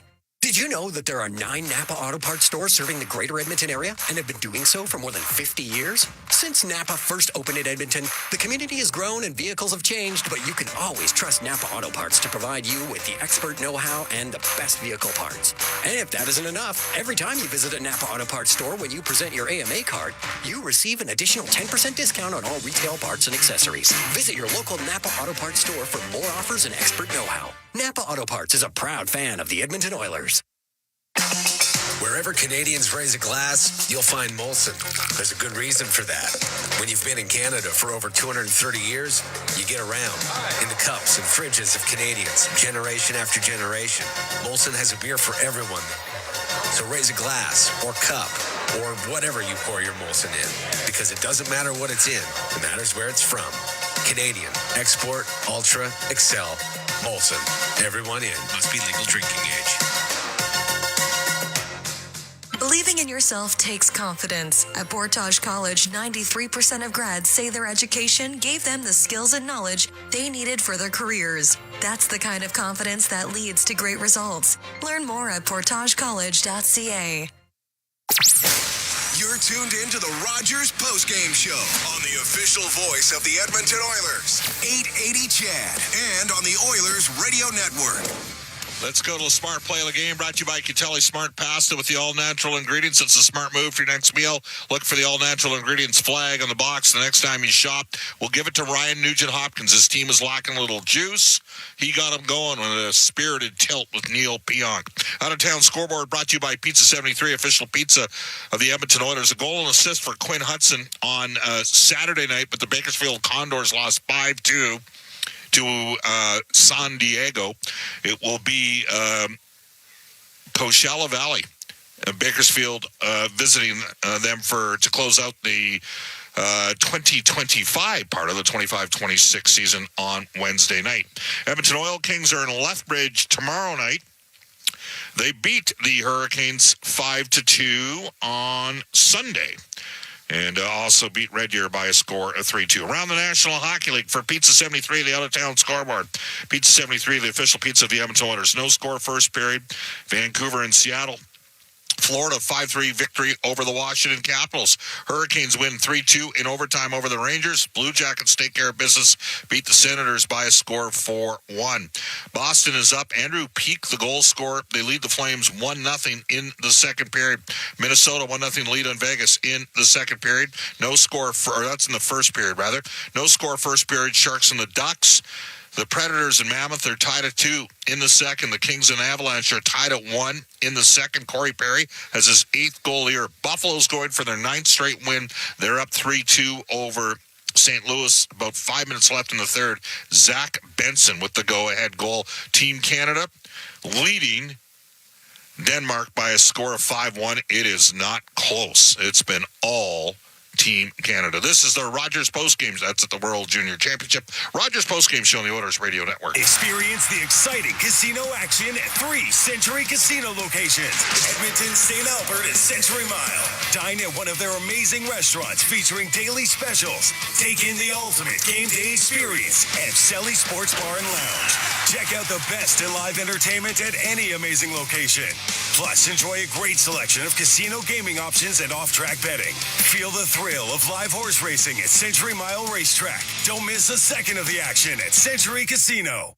During every Oilers game day, the Canadian Brewhouse is your hockey headquarters. Cheer on the blue and orange, surrounded by fans as passionate as you are, while sipping $1 off tankards of Molson Canadian and Coors Light. And that's not all. Every game day, you can enter to win Oilers home game tickets. So grab your crew, grab a seat, and make the Canadian Brewhouse your go-to spot this hockey season. The Canadian Brewhouse. Our house is your house. Let's go to the Molson Cup 3 Stars, presented by Molson. The official beer of the Edmonton Oilers, whether it's Canadian Ultra Export or Excel or is a Molson with your name on it, must be of legal drinking age. Well, the man with the GWG tonight on the power play, Jack Rosselvic, former Winnipeg Jet, is tonight's first star, or third star. Second star with a goal for the Jets. Strong two-way performance, Adam Lowry. And the first star, no question about this tonight, Calvin Pickard made 41 saves in Edmonton's victory. The Rogers postgame show is heard following each of our NHL broadcasts. The Oilers return to action on Wednesday night as they close out 2025 and ring in the new year with a game against the Boston Bruins. For my play-by-play partners, Jack Michaels, who called tonight's game, Cam Moon, Rob Brown, Brendan Escott, Aiden Gannum. Studio producers, Kellen Kennedy at the helm tonight, and Eamon Hashem. And our engineer in Winnipeg, Mikey Jablonski, Bob Stoffer saying so long. Pickard steals the show. The Oilers win 3-1.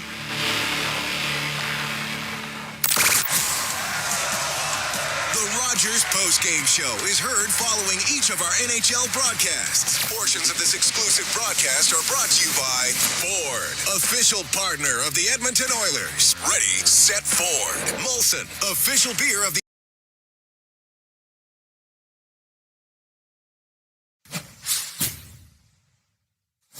steps in.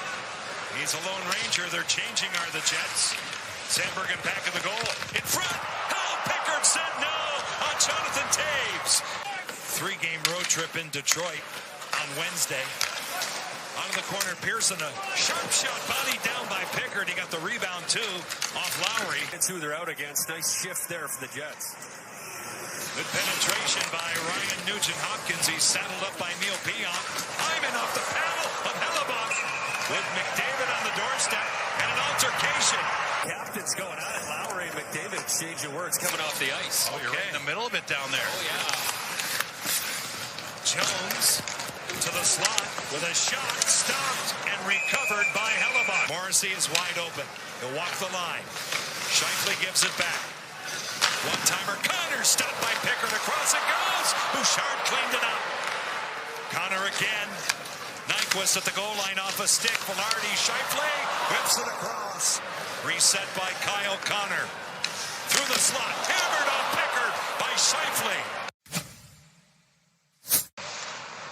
Jones in front of Hicks. Goes deep. 8 minutes gone in the second period. A loose play. They score! It pinballs home off the forecheck. Max Jones was lurking. He will get the goal. And Edmonton finally breaks the ice. Check here by the Edmonton Oilers. You see Hellebuck.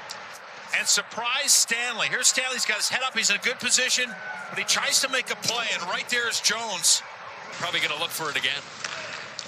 At Savoy, the second unit gets out there for Edmonton. Savoy off the pad of Hellebuck. And a goal! Jack Roslovic right on the spot and no mistake. It's a power play goal. 7-11 left in the second period. 2-0 Edmonton. Strong pick of the Winnipeg Jets. Gets a puck. And he finds himself one-on-one with Hellebuck. And this all starts off a great entry by the Oilers. This play towards the crease. You see Hellebuck looks sent there, but Roslovic, he takes his time. He's got a lot of time here on the backside of this play. Takes his time. He's got his head up, and right there, he picks his spot. That's a quick 2 goals for the Edmonton Oilers. That one on the power play. A goal scorer's goal, Jody, and that thing was wobbling coming up. Barron. Here's Dylan Sandberg, a shot tipped wide by Lowry. Dug out by Tanner Pearson. He'll kick it out. Barron with a shot stopped again, and Barron goes high. Cal Pickard has been the difference all night long. Stastny written off it. He gets support from Max Jones. Jones will attempt to break out for the Oilers. Cut off by Lowry. Now Barron out in front, steered along, and they score! On the rebound, it's Adam Lowry. And game number 800. The captain puts Winnipeg on the scoreboard. It's Morgan Barron on the back check. Great job on Jones there with the angle. And then he just puts it in that dangerous area. And Lowry's there to clean it up. But that's the play that turns it over. And see Lowry right there. He just hustles, wins that puck, and gets that effort with that backhand. And they're on the board here in Winnipeg. Barron's just found a new level to his game, and that's all grit and will to make sure that they out sometimes it. Oh, here you go. Here we go. It's right. Hamburg is right in, denied by Hellebuck. Back to the point. Echo. The ice taken away by Morrissey. Connor. Dylan DeMello. This is Kyle Connor. Through the middle with a shot. Pulled down by Pickard. Out of the corner. It comes back. Taves, Scheifele, Connor, Velarde, Morrissey, and Pionk. McDavid Pointless so far. Hyman for the yawning cage. He hits it. And Connor McDavid will record points in 13 straight games as he sets up Zach Hyman for the empty net goal, and the Oilers have a 2-goal cushion. There's Connor McDavid. He's got all the attention as he kicks it out. He's going to pick up an assist there. And it wasn't a clean win. Watch this puck and help there. Darnell Nurse, just a little bit of a poke. You got to be on your toes in that situation. Not always clean. Drawn back by Connor, and that's all. A total team effort by the Edmonton Oilers. They get it done in front of Cal Pickard and pick up a 3-1 win over the Winnipeg Jets.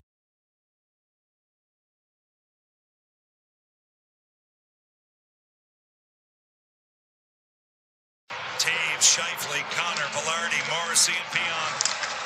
McDavid, pointless so far. Hyman for the yawning cage. He hits it. And Connor McDavid will record points in 13 straight games as he sets up Zach Hyman for the empty net goal, and the Oilers have a 2-goal cushion. There's Connor McDavid. He's got all the attention as he kicks it out. He's going to pick up an assist there. And it wasn't a clean win. Watch this puck and help there. Darnell Nurse, just a little bit of a poke. You got to be on your toes in that situation.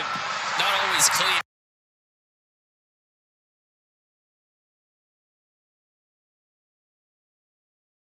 Probably going to look for it again. At Savoy, the second unit gets out there for Edmonton. Savoy off the pad of Hellebuck. And a goal! Jack Roslovic right on the spot, and no mistake. It's a power play goal. 7-11 left in the second period. 2-0 Edmonton. Strong pick of the Winnipeg Jets. Gets a puck, and he finds himself one-on-one with Hellebuck. And this all starts off a great entry by the Oilers. This play towards the crease. You see Hellebuck looks sent there, but Roslovic, he takes his time. He's got a lot of time here on the backside of this play. Takes his time, he's got his head up, and right there, he picks his spot. That's a quick 2 goals for the Edmonton Oilers. That one on the power play. A goal scorer's goal, Jody, and that thing was wobbling coming up.